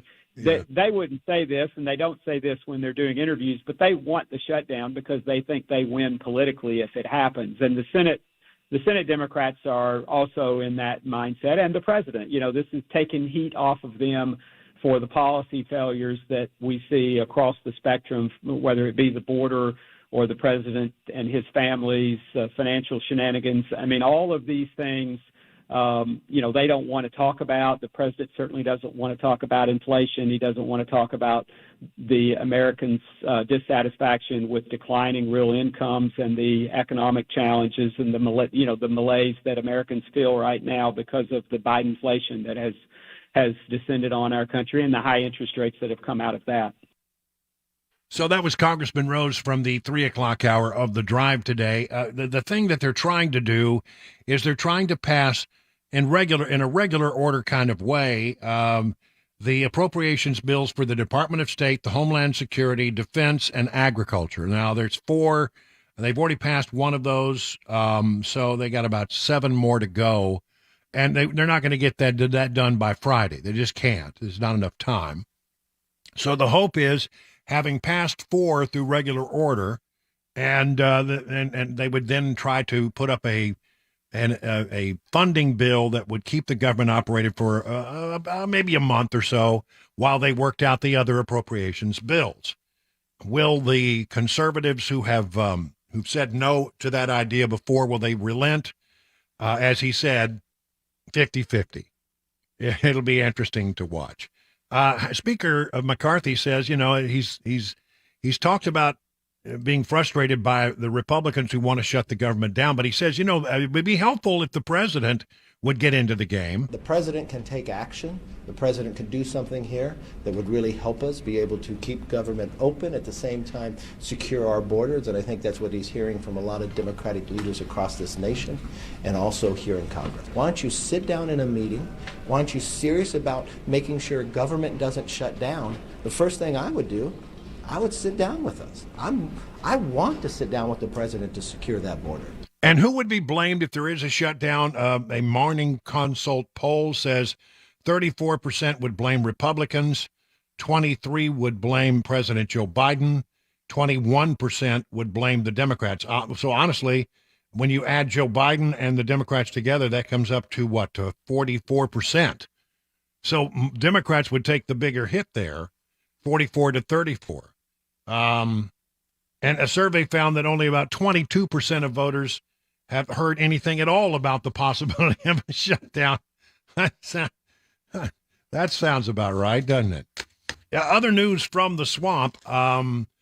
Biden Forest Service, you'll love this, handed out over $100 million to advance the concept of tree equity. U.S. Forest Service is allocating more than $100 million for grants meant to achieve tree equity. The Forest Service announced on September 14th that it allocated this money to access trees, expanding access to trees, including 17 grant proposals that promote something known as tree equity.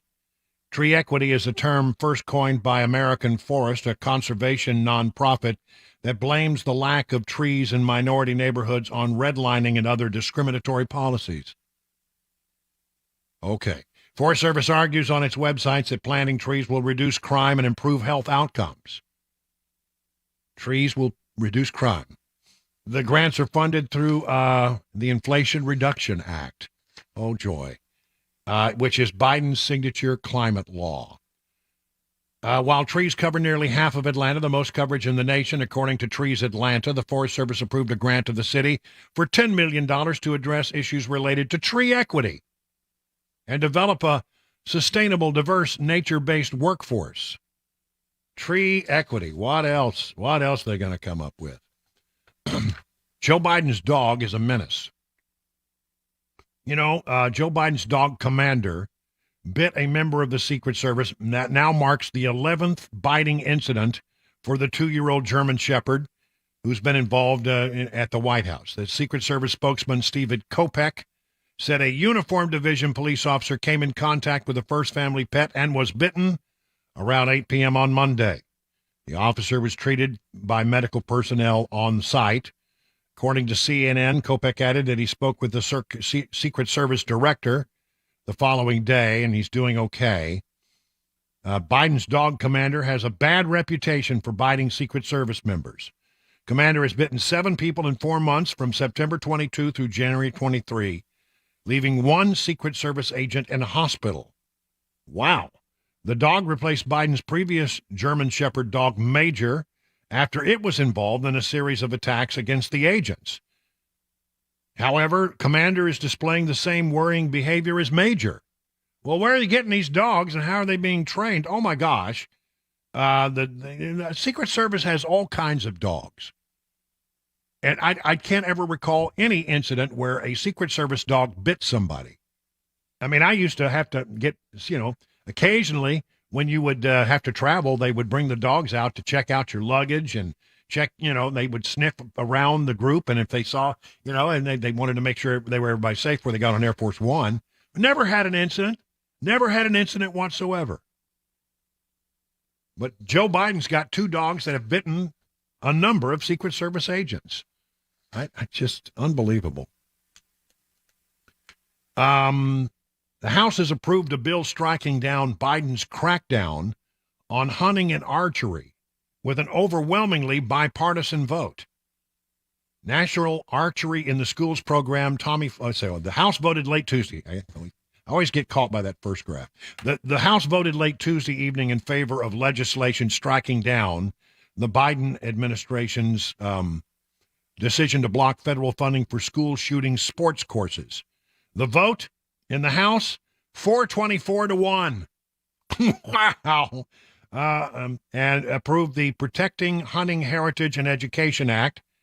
216 Republicans, 208 Democrats voting in favor. Just 1 lawmaker, Veronica Escobar, voted against it. Mark Green of Tennessee introduced this bill on August 1st. That shows one of the things I love is we have a very good congressional delegation. Mark Green is a real leader in the House of Representatives. Introduced the bill on August 1st, right after a Fox News digital report revealed the Department of Education was withholding funds for school hunting and archery courses. Hunters and fishers are the best conservationists, Green told Fox News. Hunting, whether it be a firearm or a bow, is one of the most effective ways to control wildlife population, protect our beautiful lands, connect with nature. And it went over big, 424-1 in the House of Representatives. Over in the Senate, where they have,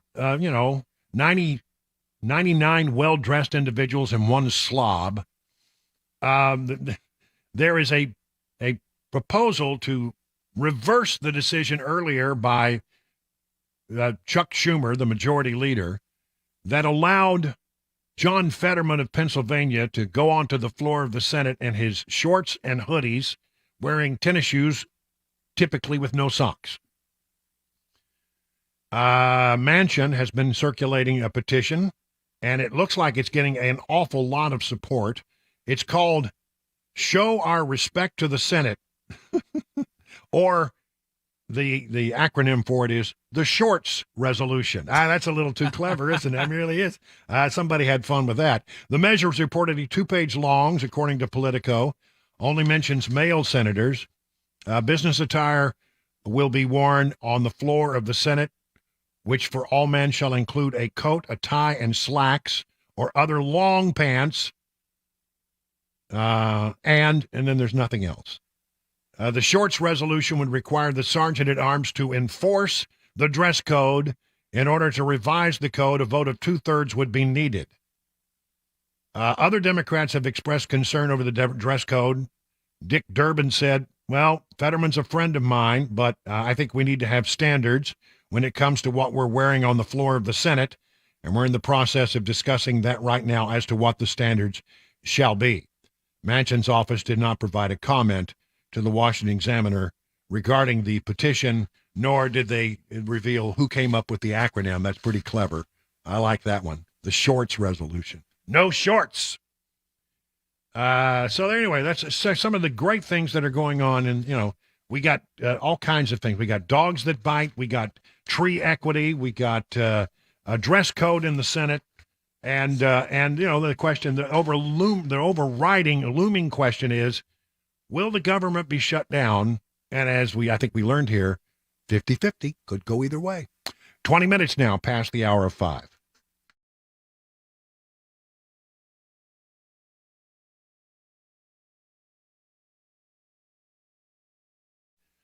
D.T. McCall and Sons, there are, a lot of different stores around the Middle Tennessee area. And there's one near you, no doubt. And if you haven't gone to a D.T. McCall's, well, you should. I mean, if you need furniture, if you need appliances, if you need a mower, I'm telling you, they sell a lot of Cub Cadet mowers. I've got one, and it's one of my favorite things in the world is to get on my Cub Cadet mower.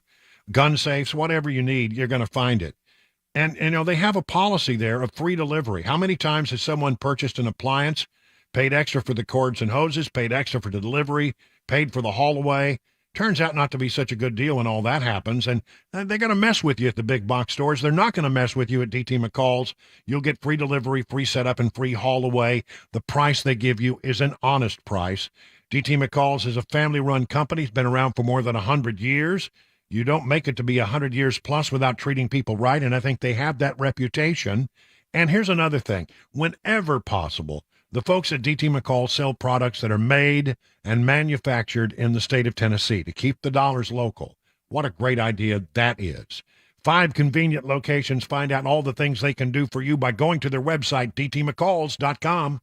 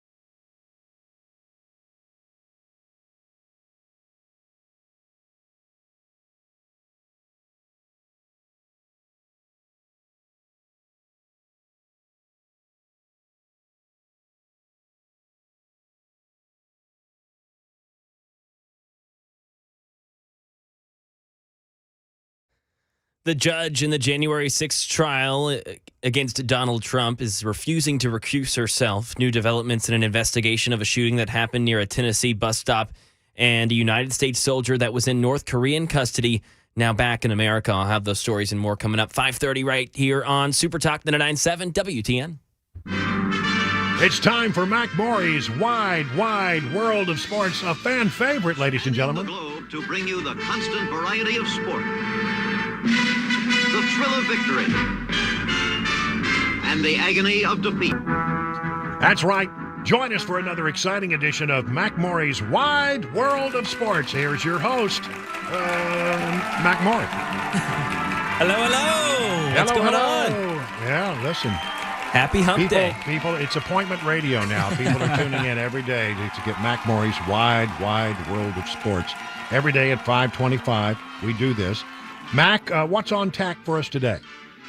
Well, yeah, Brian, we try to have some fun during this segment, and I hope people are enjoying it. So today, again, I know this turned some people off, but this is going to be a little bit more of an NBA-aimed story here today. There was a massive blockbuster trade by a player of the name Damian Lillard, who, for people who don't know, you probably know Steph Curry, the greatest shooter to ever touch this planet Earth.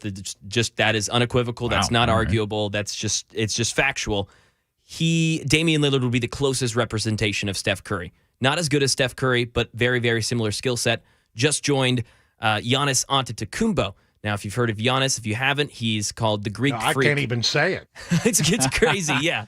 Giannis Antetokounmpo. So Damian Lillard was on the Trailblazers in Portland, is now on the Milwaukee Bucks with Giannis. This will be the best, what's on paper, the best duo in the NBA. You have a 6'1", 6'2" point guard who can shoot from half court, now playing with a 7'1" guy who can run faster and is stronger than anyone else on the court, teamed up together. And for people who just have no idea what I'm saying, to put into 80s and 90s terms, this is like if Isaiah Thomas and Hakeem Olajuwon teamed up. That's what this kind of is. Wow. That'll be good. fun to watch. I can picture that. So that makes sense. Yeah, there you go. It always astonishes me, these guys in the NBA who can just pound them in from the three-point line. I mean, just boom, boom, boom, boom. And with such accuracy and such consistency, that's not an easy thing to do. I mean, that's a real gift. And, and then, the guys who do the amazing slam dunks. It's fun to watch the NBA. But, something that comes to mind is that these sort of dream team assemblies of players don't always equal wins and championships, because we've seen that several times quite frankly, over LeBron James's career. Yes. He's played on several teams that had, just bucket loads of talent, and it didn't always equate to winning. So it will be interesting to see if this has Milwaukee's desired effect. Well, and that's actually part of kind of what I think, and people could tell me I'm wrong, but I think a lot of people's turnoff to the NBA is I don't know if we call it a lack of loyalty, but just you got players moving teams every year. I didn't win this year, I'm going to go join this guy. Oh, I like this guy, we'd be good together. And it's kind of like a video game almost, which is fun in thought, but really if you want continuity and parity and a rivalry to build and that camaraderie of a team to gain over time, that's what it takes. It takes time.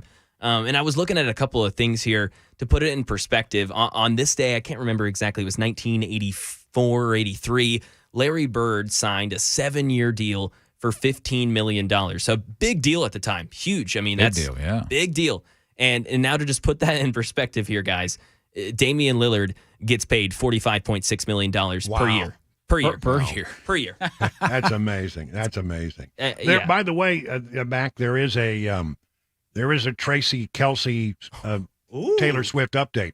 I have sound. You ready? Oh, okay, I'm ready. Give it to me. To see the high fives with mom, to see how Chiefs Kingdom was all excited that she was there. That shit was absolutely hysterical, and it was definitely a game I'll remember. That's for damn sure.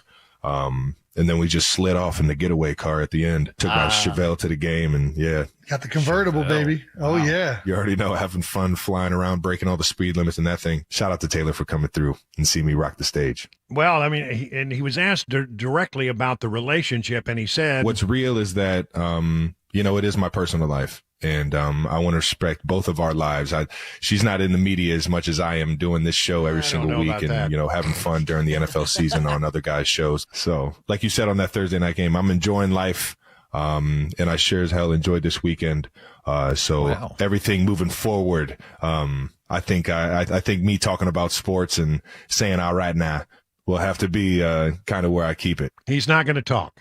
So that's it. So yeah, he's saying that this is the end of me talking about this relationship and let it be personal. Sure. Well, I'll believe that when I see exactly. it. Yeah. Because we know she's definitely going to talk about it. It may take a while after the breakup. It may take a while, but sooner or later it'll come out in song. There's no doubt about that. And just to keep you guys tabs on that, this Sunday the Kansas City Chiefs will play at New York Jets in New York City. Where does Taylor Swift perform this weekend?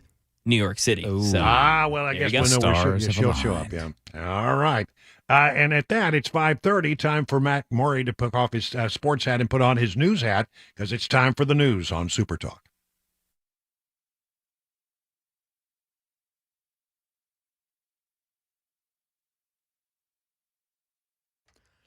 .5:30, I'm Mac Maury with your top stories. 83 degrees right now in Nashville. Complete forecast. Latest traffic report on the way in 5 minutes.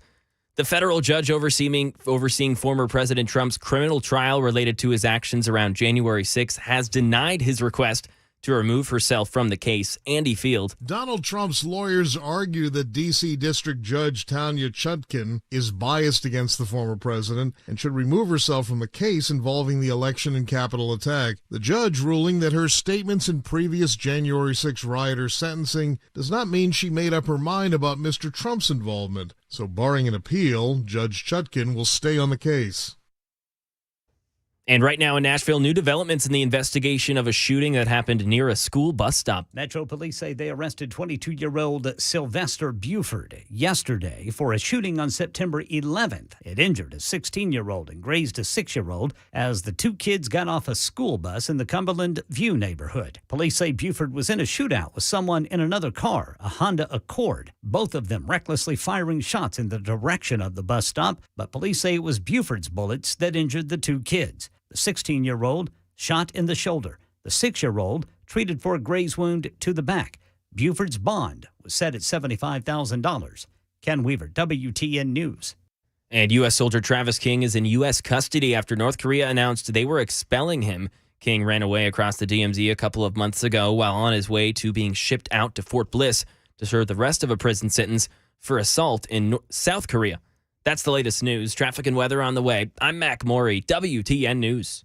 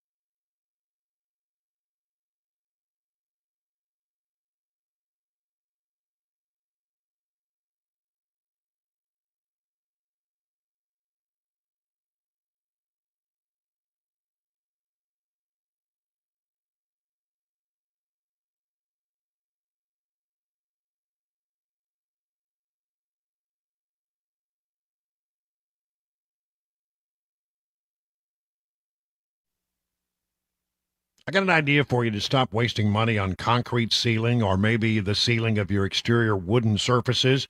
This is a thing called Everseal. What is Everseal? Well, for years and years and years, it was used in industrial applications. But the folks over at Everseal figured out how to take this permanent solution for sealing your exterior wood and concrete and make it at a price point that home and business owners can actually afford. Here's how it works. The process starts by deep cleaning all the way through to make your wood and concrete look as brand new as it possibly can look. And then they will use this patented sealant, which absorbs all the way through to become a permanent part of your wood and concrete, and it will prevent further deterioration for the next 30 to 50 years. It's amazing. I mean, 30 to 50 years. So the total cost of 10 years of sealing with inflation is like $15,000. That's a lot of money over time. But if you did this with the Everseal, you do it one time, you forget about it for 30, 40, 50 years. I mean, what do you want to do? Do you want to keep doing the maintenance every week, on every month, every year on your stuff? Or do you want to just do it one time and forget about it? Just enjoy your exterior surface. Well, if this sounds like something you're interested in, why don't you reach out to my friend Steve Nelson and the team over at Everseal? They can help you out. 844-EVER-USA.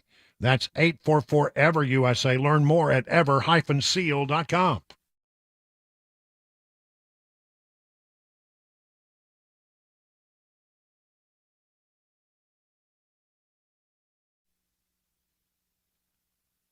"38 minutes now past the hour of 5 o'clock on Super Talk. Brian Wilson in the chair.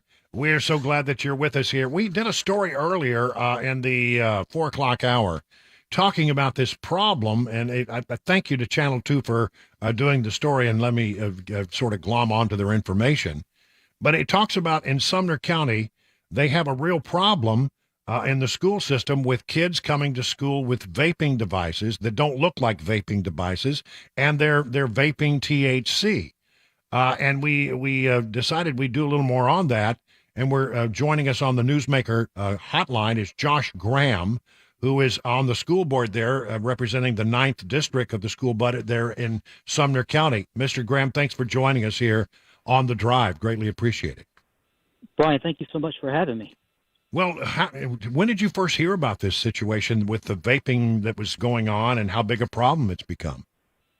So we were given numbers at our last school board meeting last week that so far this year we've had 44 incidents where vapes have been found on students, and some of those vapes have been tested to have traces of THC.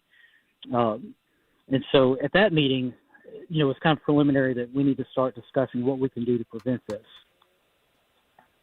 Well, so what was the general sense of the board? Because if you have a zero, what do you call it? A zero policy. If it happens one time, you're supposed to have some kind of major repercussions for it, perhaps even being kicked out of school. Is that the right approach? And what are people leaning toward? Yeah, our board's very hard to read. There's 4 conservatives on the board and 7 who probably aren't as conservative as they claim to be. If I'm reading the room, I'm thinking that we're probably all on board that changing a policy to not be zero tolerance. Zero tolerance. With as many, zero tolerance with as many, vapes that have been found with the THC. The other, and the thing that I brought up in the meeting as well is, unfortunately, a student can't tell the difference, right? There's nothing that labels a device whether or not it's THC or tobacco. And so, my biggest fear is that you do have a good student who knows they're doing something wrong. They know that taking a hit off one of these vape devices is wrong. It is against the rules. But, the difference between a tobacco vape and the THC vape is a tobacco vape. These kids are going to get, in-school suspension, right? Maybe 3 days of doing work in an isolated environment. Right. But if they take a hit from one of these devices that has the THC and they don't know it, or, and all of them are going to claim they don't know it, but they don't know it because there's nothing on the device that distinguishes whether or not it's a narcotic versus tobacco, then we're putting them before a disciplinary hearing, and we may be sending them to alternative school.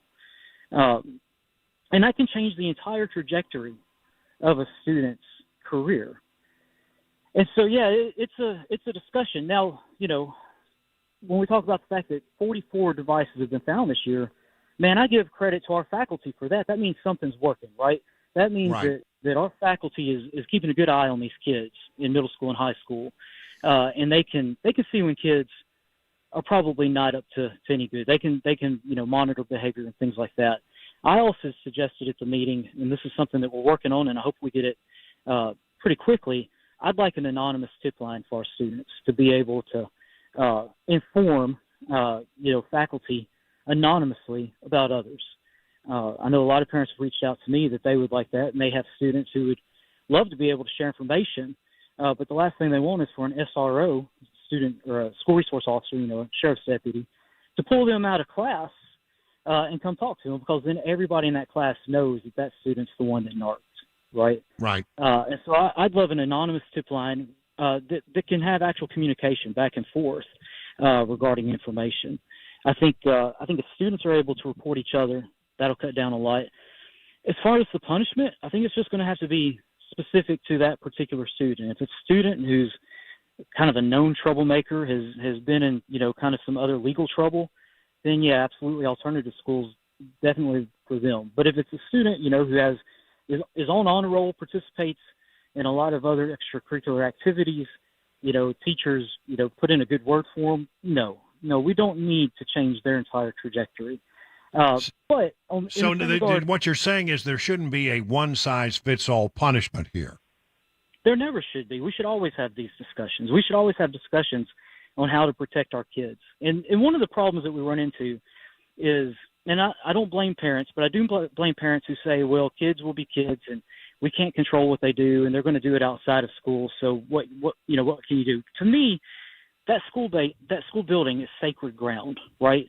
Whether it's vapes, whether it's pornographic materials in our library, these school buildings should have a higher standard for what we allow and don't allow. And we do. We don't allow profanity. We have a dress code. We have all these rules and guidelines. Let me just push back a little bit here. I mean, if you have a zero tolerance policy, and it's well known in the schools that you have a zero tolerance policy, then, why not enforce it? I mean, shouldn't you just to me, that seems the better thing to do is call these kids into a meeting down at the, in the field house or wherever they meet and say, look, this is a problem and it's not going to be tolerated. And starting today, I think you need to all understand what the penalties for this are. And there's going to be zero tolerance. Do you want to go to alternative school? Do you want to have this on your permanent record, and really just sort of shoot straight with them?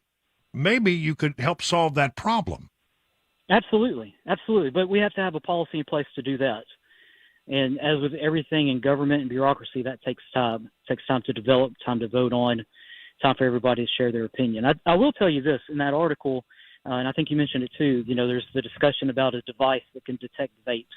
I don't buy into gimmicks and devices. I think that's just another way to spend the district's money. Right. I'd rather have a grassroots ground approach. Educate parents, as you said, educate the students. Let them know what the expectations are. Let them know what disciplinary actions will be. I think a lot of parents might not even know these devices exist. So we really got to work hard to inform them. I've done that, on social media as well, because they're designed to attract minors and designed to let them. They look like USB flash drives or sometimes, highlighting markers, right? That's exactly right. Yeah. Wow. Yeah, but our faculty is doing all they can do. It needs to be reinforced at home. I mean, in my opinion, until a child moves out of your home, they have no privacy, right? You have every right to search their bag, to search their phone, to search their room, and I encourage parents to do that. So parents would know at least what's going on. Well, listen, I appreciate the fact that you came on to talk to me about this. I mean, I get the sense that this is not just a Gallatin issue. I don't think this is a Sumner County issue. I think this is an issue in probably every jurisdiction within the sound of my voice right now, because these kids are getting these devices. They're not supposed to have them, but they are. They're not supposed to use them, but they do.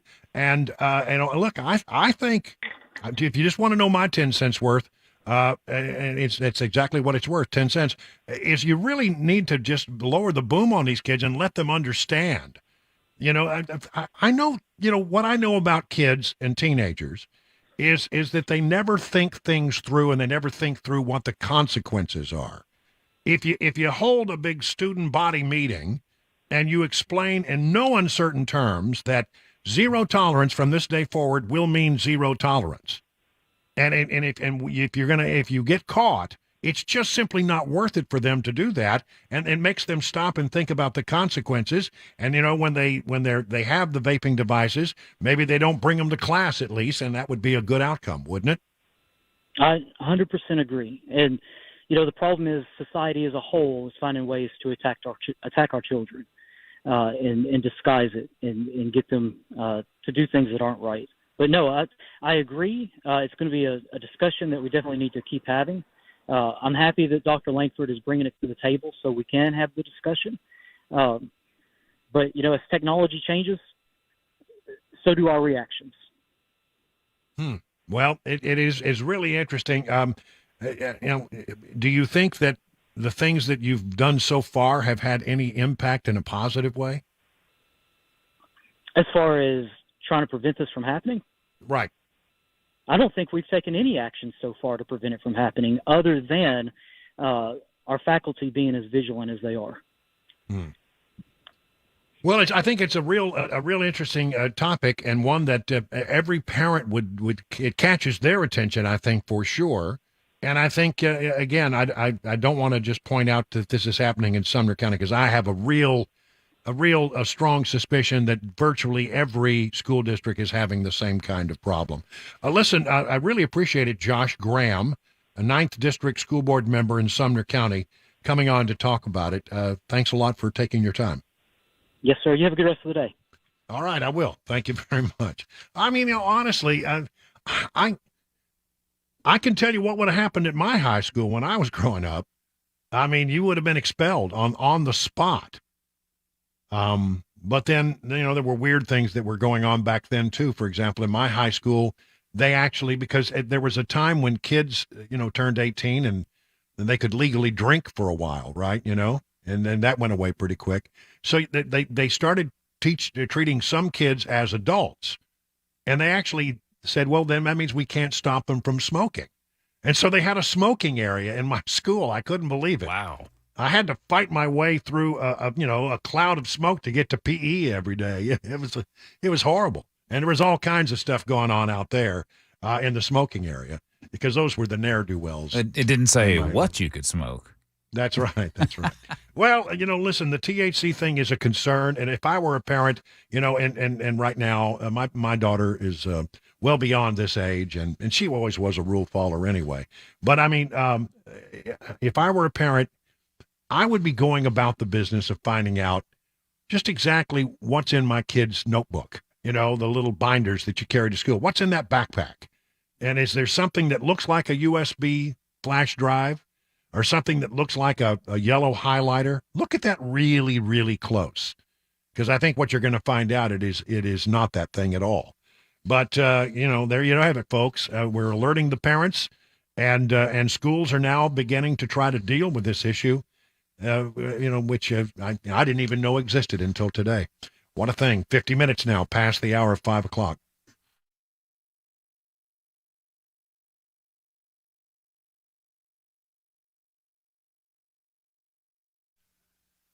How are you faring in this rough and tumble market? Well, the experts at Beacon Capital Management understand, well, it can be scary, the ups, the downs.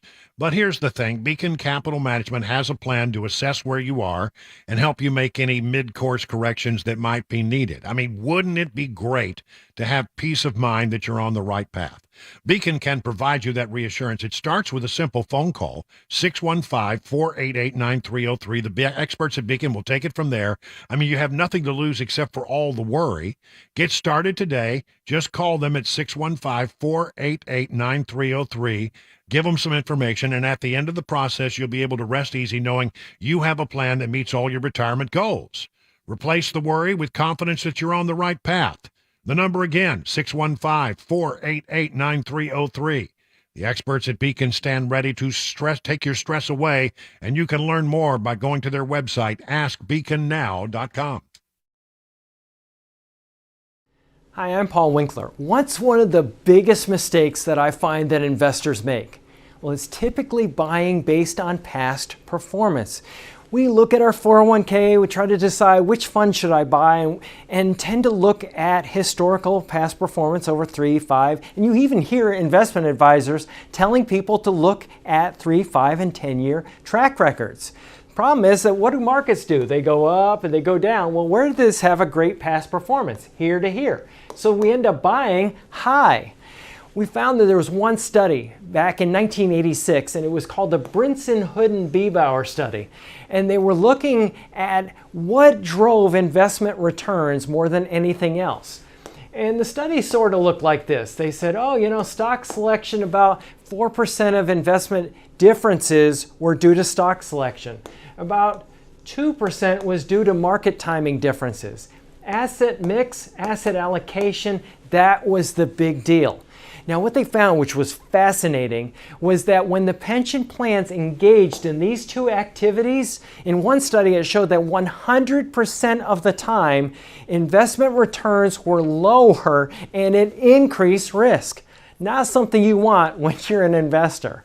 So this is something that we teach investors to help them sidestep some of these issues. Now, if you want to learn more about our approach to investing in financial planning, go to paulwinkler.com and set up a free 15-minute phone call.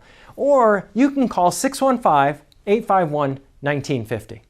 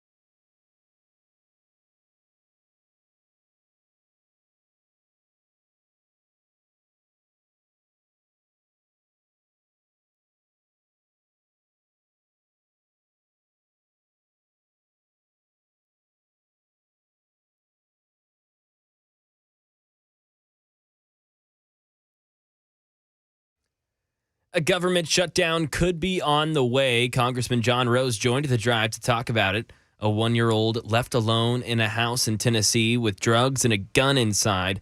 And someone's life could be changed tonight if they hit it big. Those stories and more, 6 o'clock here on Super Talk, 99.7 WTN. I got a text message from Scott Sapicki, who serves on the Education Committee in the state of Tennessee. He says, under the age of 18, vaping is not allowed.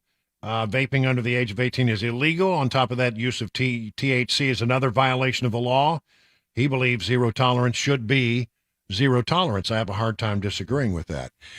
57 minutes now past the hour. Back with more in the next hour, including a look at, all kinds of stuff. We'll have it. It's coming up right now. It's 57 minutes now past the hour on Super Talk. I'll tell you what's coming up right now. I want to tell you about Genesis Diamonds. Have you heard about lab-grown diamonds? Here's a word of advice. Don't buy a lab-grown diamond until you talk to my friends at Genesis Diamonds. Genesis will reveal the secrets behind this new product and make you sure that you're protected if you decide to buy one. You see, Genesis has non-commissioned experts, and they will teach you the difference between a natural diamond and a lab-grown diamond so you can make the smartest, best-informed decision. One important fact you will learn is how some jewelers in the area are grossly overcharging for lab-grown stones. There are some immense markups going on, and you need to be aware. For example, at some stores, they're selling a 4-carat round lab-grown diamond stud earrings at $9,000, but at Genesis, you can get them for about half that price with better quality diamonds. That's right, half the price. You need to get informed. You need to get a second opinion. You need to be careful and informed as a customer.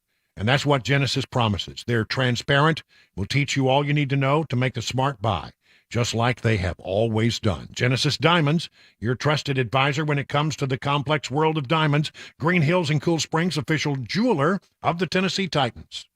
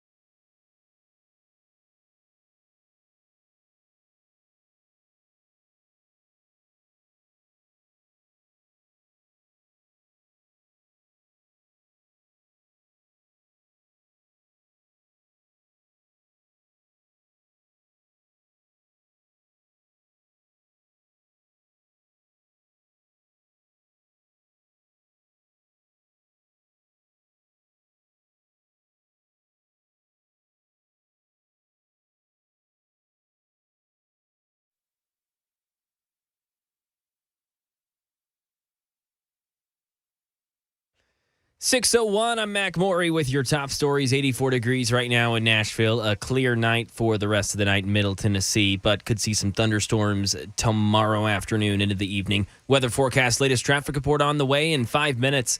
Tennessee Congressman John Rose joined WTN's The Drive with Brian Wilson and talked about the latest on Capitol Hill concerning a possible government shutdown and a possible shorter-term funding measure that they previously discussed. There has been some discussion earlier today about an even shorter term temporary funding agreement that would keep the government open and give us, buy us a little bit of time to continue this process of passing the appropriations bills.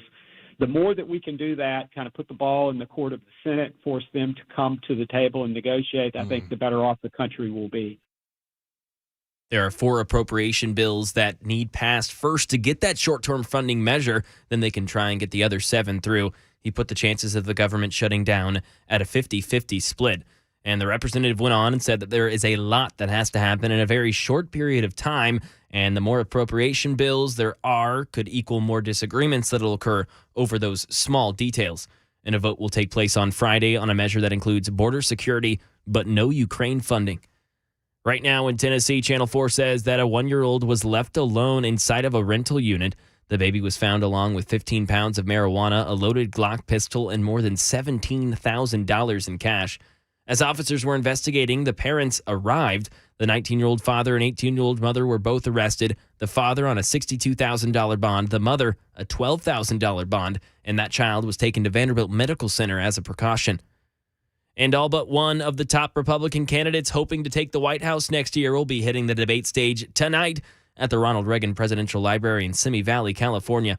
Timmy Pulliam's there. Round 2 in the Republican presidential debate, and once again, the star of the GOP will be absent. Former president and current frontrunner Donald Trump bypassing the debate stage for a campaign stop tonight in Michigan, speaking to union auto workers at a non-union auto plant. There will be 7 candidates wrangling on stage. Former Vice President Mike Pence, South Carolina Senator Tim Scott, former New Jersey Governor Chris Christie, entrepreneur Vivek Ramaswamy, North Dakota Governor Doug Burgum, Florida Governor Ron DeSantis, and former South Carolina Governor Nikki Haley.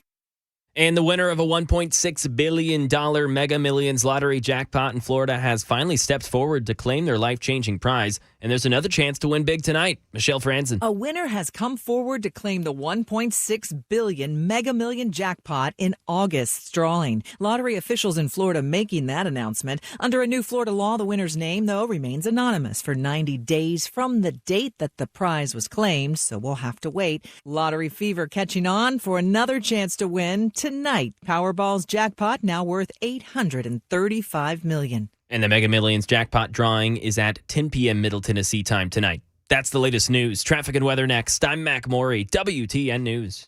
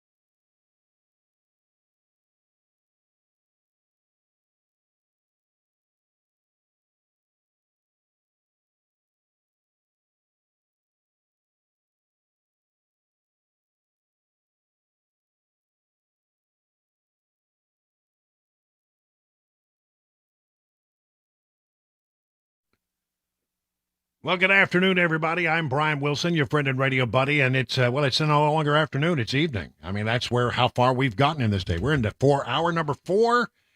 We got about another hour to go before we hand it over to Mark Levin. So buckle up, everybody. Here we go.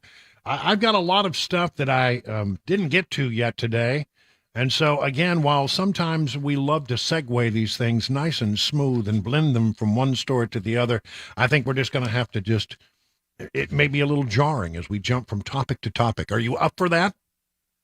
I think we're up for that. Squish them together.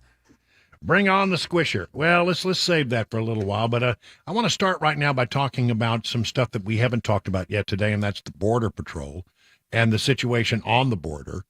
The number of illegal migrants in Border Patrol custody nationwide surpassed 22,000 on Tuesday evening. That was last night. According to internal Customs and Border Protection data, that's the people they have in actual custody at one time.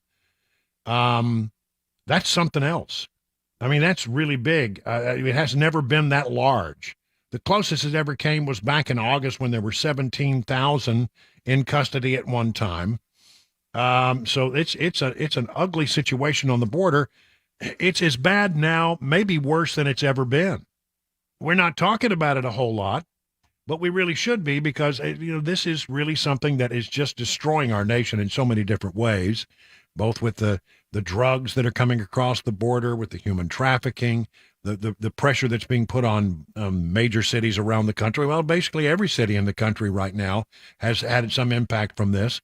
The fentanyl that's coming across, the people on the terrorist watch list who are coming across. I mean, the list goes on and on and on and on of things that are bad about what we're doing on the border. And what's really just makes maddening about the situation is that the Biden administration doesn't care. They don't care about any of that. They just want to continue to bring people across the border because they believe that one day they'll be able to change the demographics, the voting demographics of this country. And that's really what this is all about to them. And if you don't believe me, just, sit back and watch. I mean, they've already tried one time, and it went down in flames, but they tried one time to try to find a pathway to citizenship for all these folks who are coming in. We're talking about, well, I've been quoting the number 7.2 million people have come into this country illegally since Biden took office. I saw a number today that said it was higher than that, 7.6 million. That's well more than the number of people who live in the entire state of Tennessee. And you just, throw that little factoid out at people when they start to talk about this issue. That's a lot of folks, 7.6 million people. So there is continuing to be a problem on the border of an extreme magnitude. And the cities on the border are overwhelmed. Our major metropolitan areas, many of them blue states, they said they were sanctuary cities. So a lot of people went there, and they've got more than they can handle. And they're fighting among themselves over, well, where we put them. We had a story the other day out of El Paso where they had to open up an old school that had been closed down and shuttered. They reopened it to turn it into a migrant center. And half of it was going to be a migrant center and half of it was going to be a dog park. And the dog park was for the migrants, not because they brought dogs, but so that they could go out and play with dogs that people brought them as some kind of therapy. Okay. It's just nuts. It's a bad situation. And every day, the numbers that we get look worse and worse. I have this clip. Back in 2020, Joe Biden, during the debate with Trump, he made the following statement. And just remember this because, things that are said in these debates can come back to haunt you. My son has not made money in terms of this thing about, what are you talking about, China? He's made no money in his business dealings in China, not a penny. Well, we now know that is an out-and-out lie. And here's the latest development on that. Hunter Biden received payments from China wired to his father's address.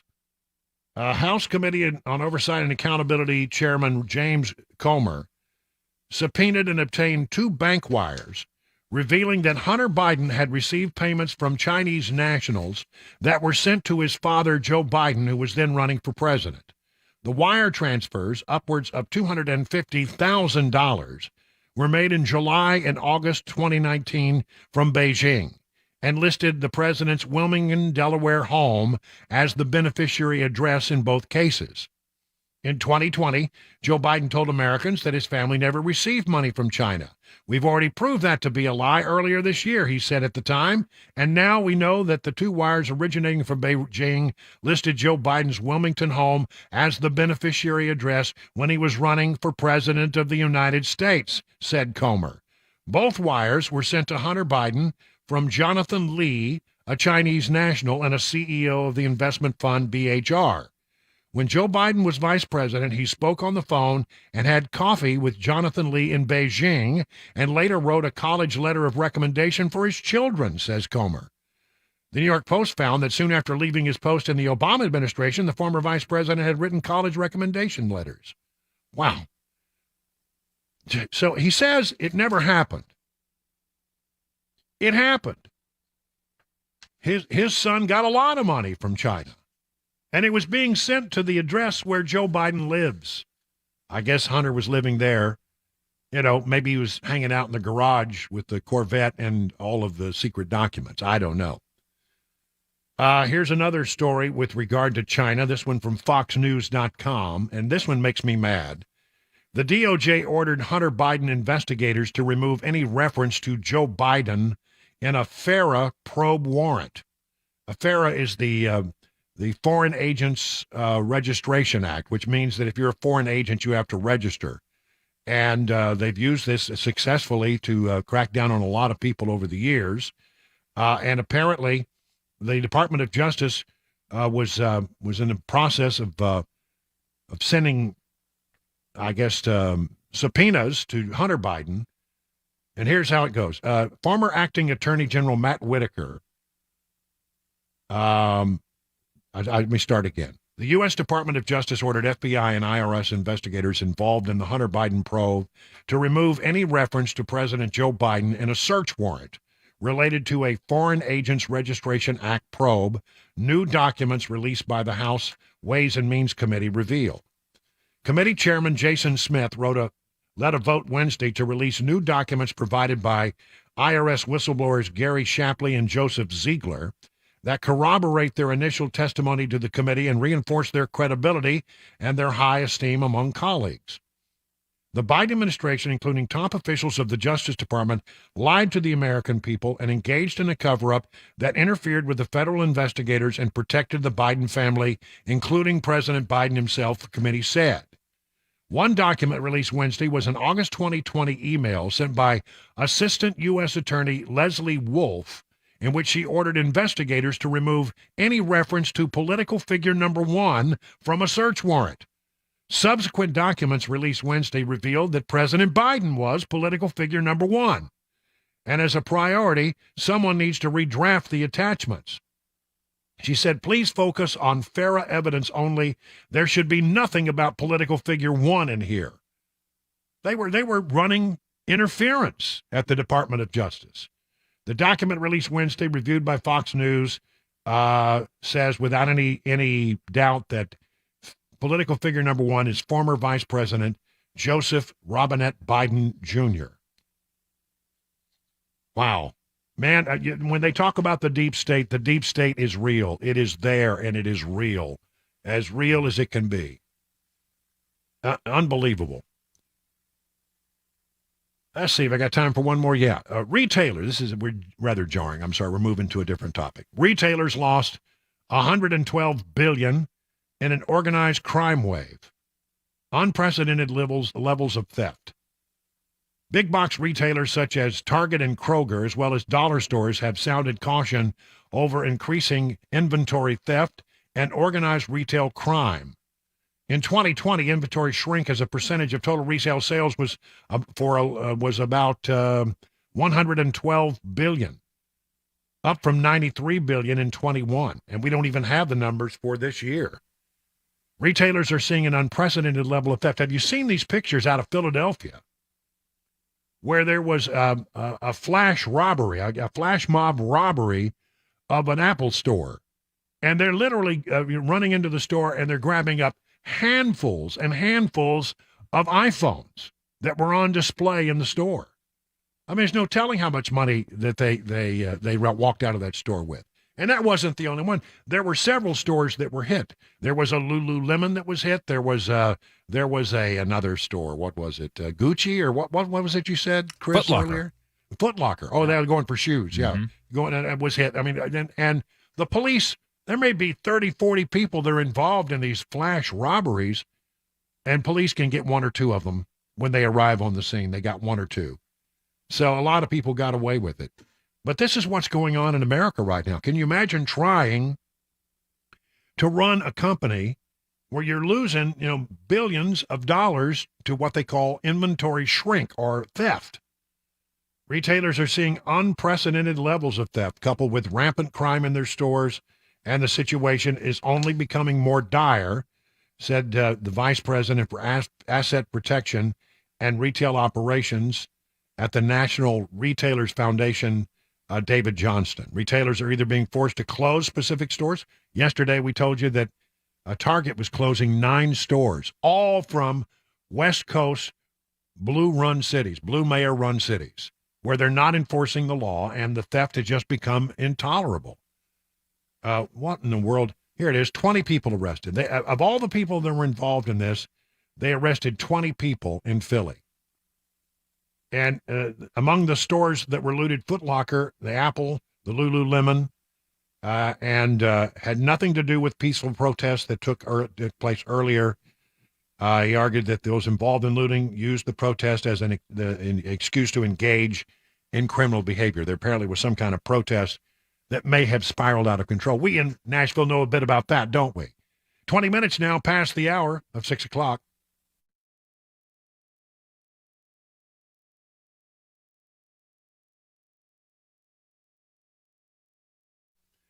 If you're in the market for a pole barn, the two brothers that run Stoltzco are the two guys you need to talk with. Exceptional quality, craftsmanship, and fair prices. They can build a new pole barn to your specifications with your needs in mind. That's the Stoltzco difference. You can use a pole barn for all kinds of things. It can function as a classic tool and work barn, a garage, or even a place to live. Flexibility is the key. What they do is they take the classic post-frame barn look, and they add to it the reliability of modern materials and techniques to give you a finished barn that will stand the test of time. They don't scrimp on quality. They will not cut corners. They believe their customers deserve only the best. So if you go to their website, which is stoltzco.com, STOLTZCO.com, take a look at what they have on display there. You're going to see a lot of examples of some of the stuff they've done for other people, and you're going to be wowed. I promise you. You really need to take a look at this stuff, because I'm telling you, you take one look, you're going to say, this isn't my grandpappy's pole barn. This is something new. This is something different. This is something better. And then give them a call, 615-622-5992. Stoltzco, where quality workmanship and great customer service is affordable, 615-622-5992, or learn more at stoltzco.com. That's stoltzco.com.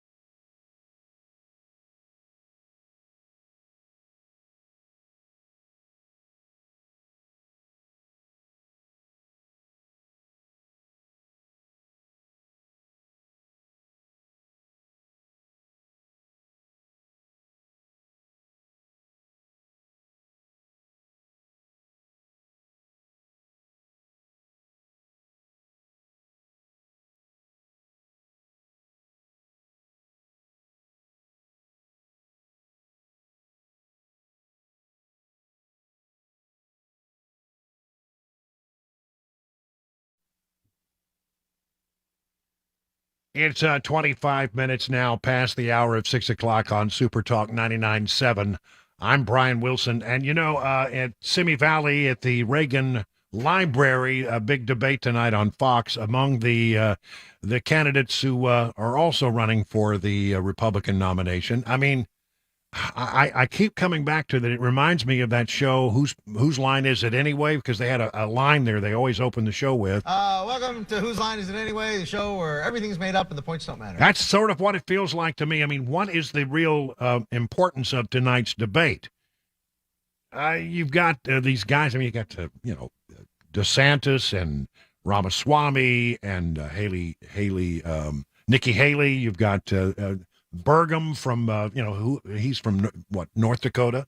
You got Chris Christie. All these guys running, but they are so far behind the real front runner in this race that I don't know why they even bother to have the debate. What are we going to learn? I think the only thing we truly learn here is, would one of these people make a good vice presidential running mate for Donald Trump?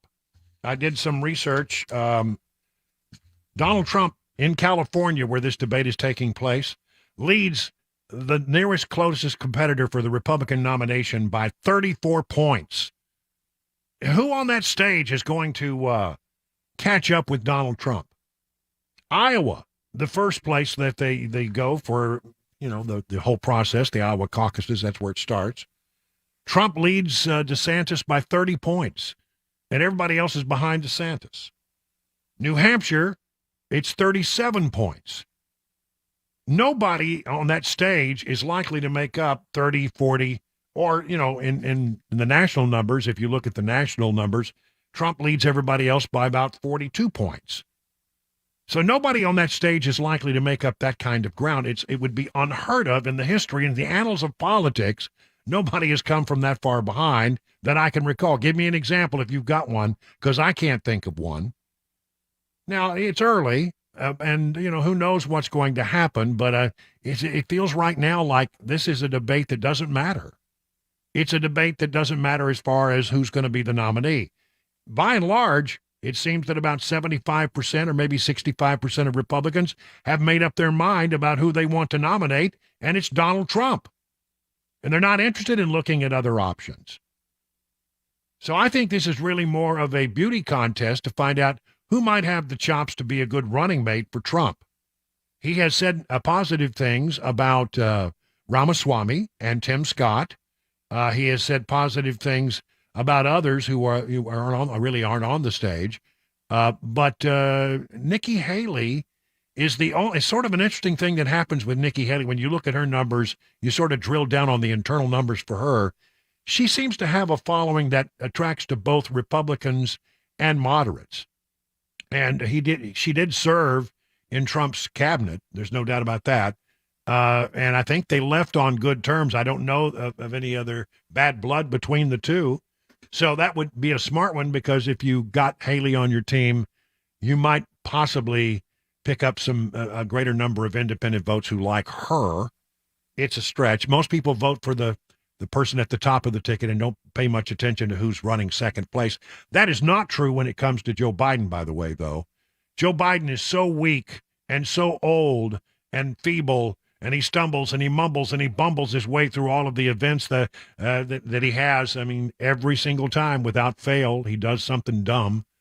And people look at him and they say, wow, if only we had a vice president who we could trust, we could go forward with nominating him, because if something happened to Joe, at least there would be somebody competent to step into place. But the person behind Joe Biden is Kamala Harris, and she's not viewed by any of the voters in America only a small percentage, as being competent. She's way out of her league.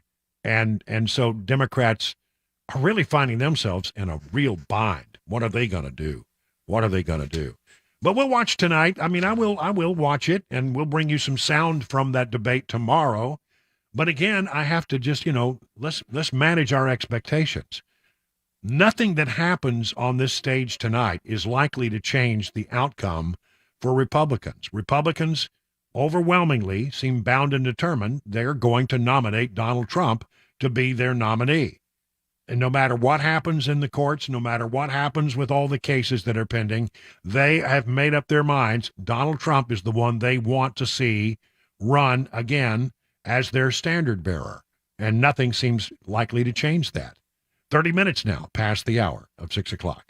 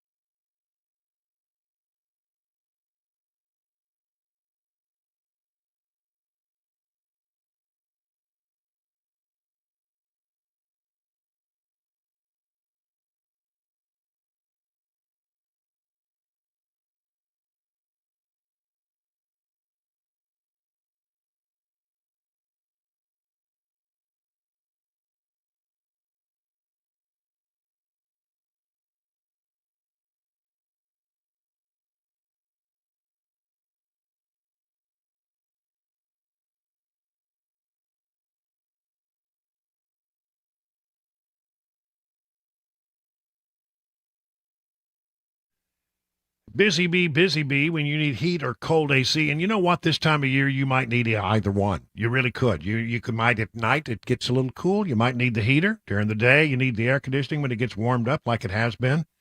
And if either one of those goes on the fritz, just call the number I would call, 615-775-7833. And the folks over at Busy Bee will buzz over to your hive and get you up and running in no time flat. Listen, you might want to become a member of the Beehive Club. I am, and I think it's a great deal. For as little as $99, you get 3 thorough maintenance services on all your systems. 1 aimed at heating, 1 aimed at cooling, 1 aimed at plumbing. No overtime charges 24/7, and 10% off all repairs.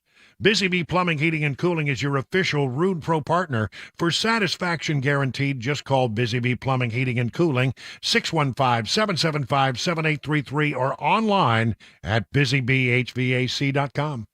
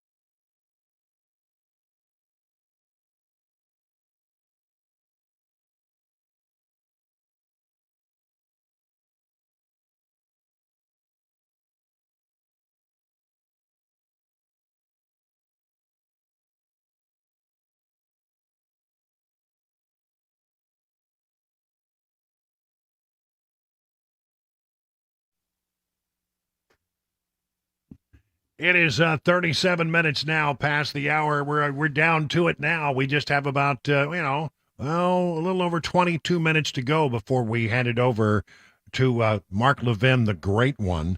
So what are we going to talk about? Well, some stories that are breaking this afternoon.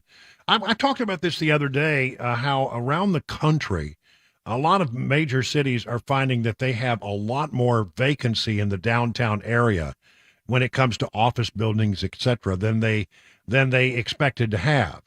It's sort of a remnant of the COVID lockdown, where we realized that, so many people could work from home very effectively, and now not as many people go downtown every day. I think you may have noticed it. I mean, I think we notice it sometimes, here in our radio station. It's my sense that the traffic is a little lighter on Mondays or maybe on Fridays, as people will work from home one or the other to extend their weekend. And that's the deal that they've cut. But I think a lot of people don't even come in at all. I know several people who started working at home because of COVID-19. Anybody come to mind? Anybody come to mind? Sounds familiar. Yeah, it sounds familiar. And they just never returned. I hate my commute. It's tough, isn't it? Yeah, right around the pool, into the garage, up the stairs, turn on the lights, hit a couple of buttons, and I'm on the air. Man, that's but terrible. I mean, honestly, that's a perfect example of how people have found ways to work from home effectively. And as long as their production stays up, as long as they're not goofing off, and then, there's no evidence that people, actually, there's some evidence that people are more productive at home than they are when they come into the office.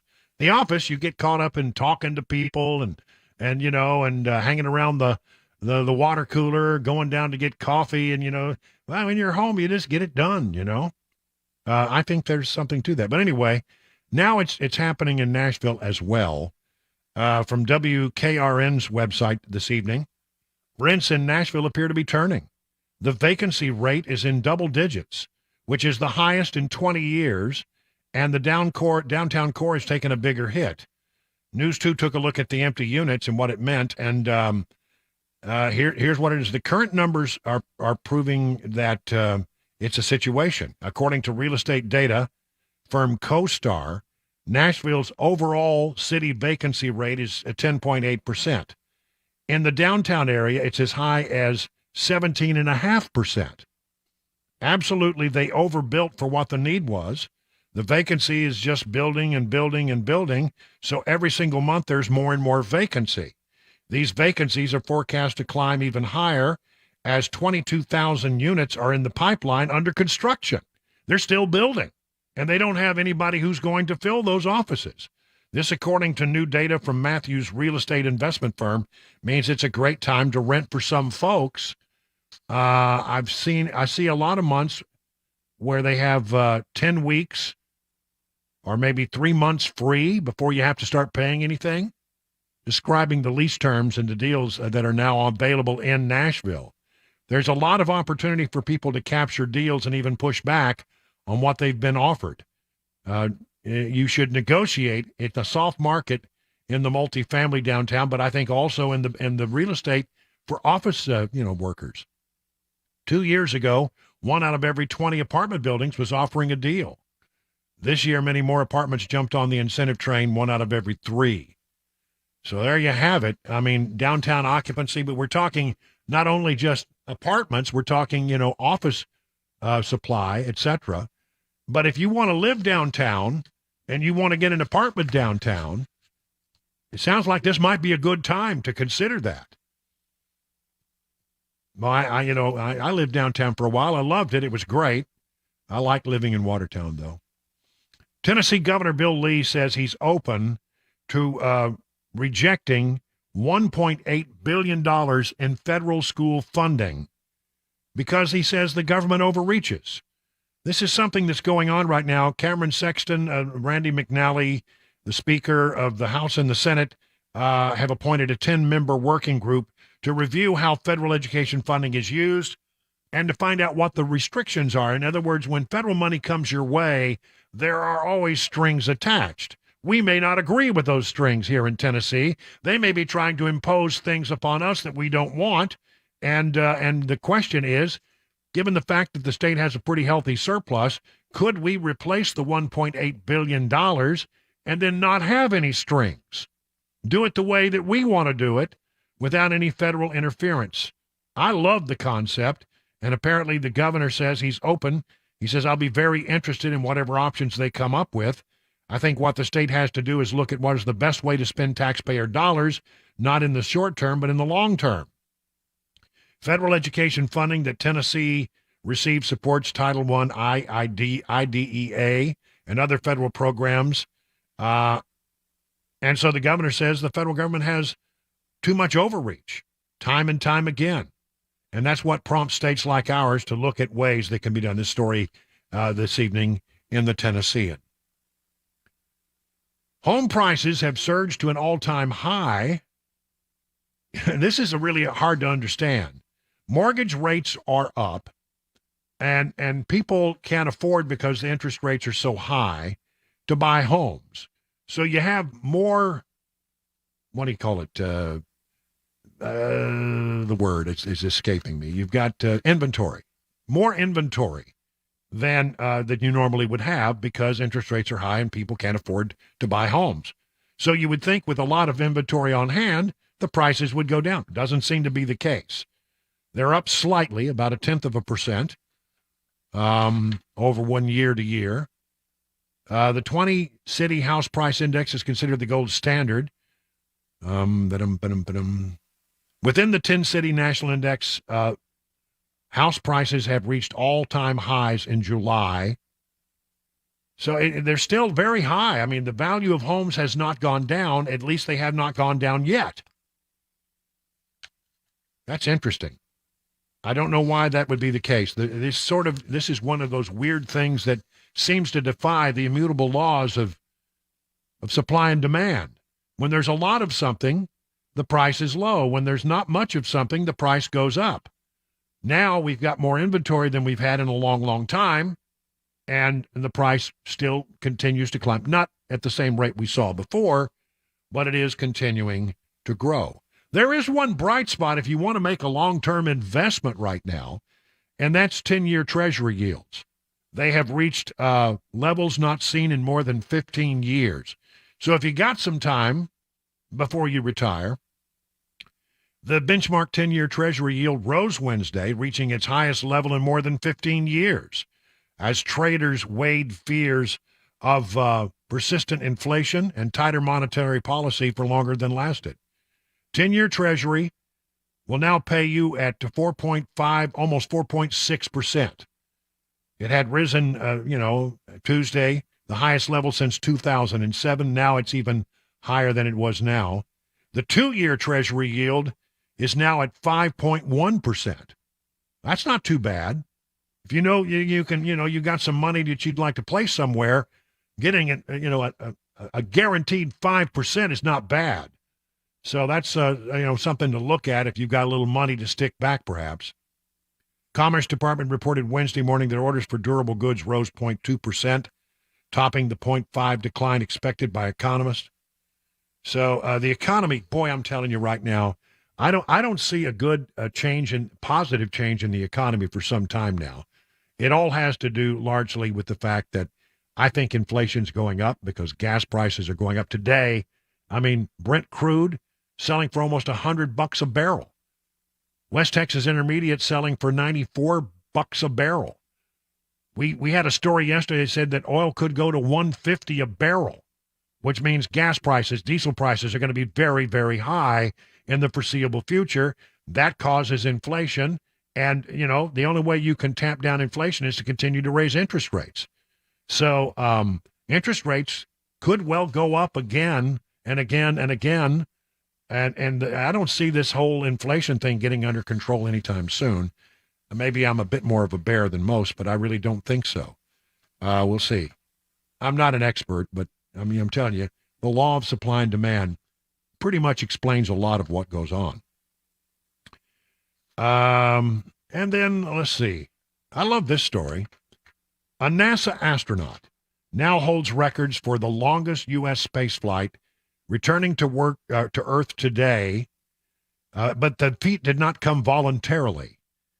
American Frank Rubio and 2 Russian cosmonauts were stuck in space for just over a year. They landed in the remote area of Kazakhstan. They come back on a Soyuz capsule that was rushed up as a replacement after their original ride was hit by space junk and lost all its coolant while it was docked at the International Space Station. That's scary. That's very scary. I mean, so your capsule is attached to the space station, and the capsule gets hit by space junk, and they lost all their coolant, and so that meant they had to just jettison that one. That's a worthless piece of junk at this point. You can't take it back to Earth without coolant. You'd fry up. So they came up with a Soyuz capsule. The mission that was supposed to be 180 days long turned into 371 days, which meant that Rubio spent more than 2 weeks longer in space than Mark Vande Hei, who held NASA's previous endurance record for a single space flight.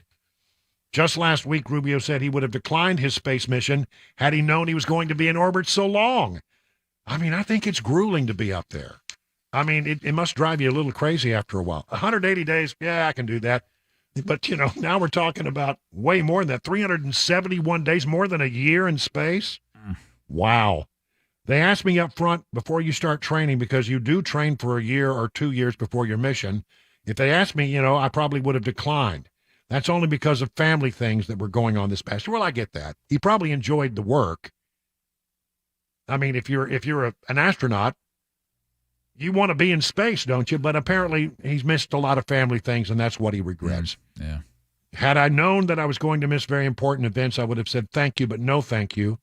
The replacement capsule that brought Soyuz and cosmonauts Sergei Prokopyev and Dmitry Petelin was launched back in February. It's good to be home. Russia still holds the world record, however, of 437 days in space, set in the mid-1990s. Isn't it interesting that we're at war, a proxy war with Russia, yet we still, on the science side, we still work with the Russians on our space program, and we still go back and forth and work with them hand in hand at the International Space Station. I mean, that's just so strange. It's never really, in all of the times that Russian relationships have gotten difficult in the United States, we've never really stopped doing that on the space program. Interesting. It's 50 minutes now past the hour.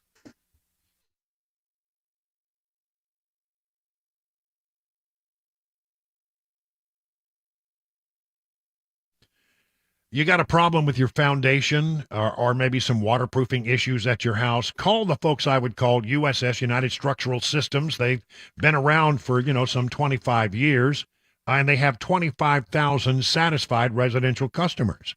Here's how it works. They will come out to your house. They will take a look at what's going on, and they will give you their best assessment and a plan to fix it.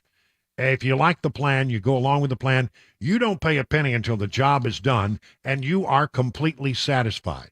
That's right. It really, honestly, it's the way to go. So many people have talked about the great relationship they had with USS during the project. Chris said, the crew that worked on our house has been top-notch. I appreciate the integrity, the speed of feedback, the quality of the work. Jerry in Hermitage said, this is the best crew we have ever had do work on our house, the best I've ever seen. Very professional, and they did an excellent job. Constance said, it's an excellent experience. The entire crew was professional and knowledgeable about their services. Does this sound like somebody you would like to work with? Well, if you've got the issues, there's only one company you should call. United Structural Systems. USS, they guarantee their best, serving Middle Tennessee, Southern Kentucky, Western Kentucky, Northern Alabama, online at USSTN.com, or call this number, 615-488-7855. Hi, I'm Paul Winkler. What's one of the biggest mistakes that I find that investors make? Well, it's typically buying based on past performance. We look at our 401k, we try to decide which fund should I buy, and tend to look at historical past performance over 3, 5, and you even hear investment advisors telling people to look at 3, 5, and 10-year track records. Problem is that what do markets do? They go up and they go down. Well, where did this have a great past performance? Here to here. So we end up buying high. We found that there was one study back in 1986, and it was called the Brinson-Hooden-Biebauer study. And they were looking at what drove investment returns more than anything else. And the study sort of looked like this. They said, stock selection, about 4% of investment differences were due to stock selection. About 2% was due to market timing differences. Asset mix, asset allocation, that was the big deal. Now, what they found, which was fascinating, was that when the pension plans engaged in these two activities, in one study it showed that 100% of the time, investment returns were lower and it increased risk. Not something you want when you're an investor. So this is something that we teach investors to help them sidestep some of these issues. Now, if you want to learn more about our approach to investing in financial planning, go to paulwinkler.com and set up a free 15-minute phone call. Or you can call 615-851-1950.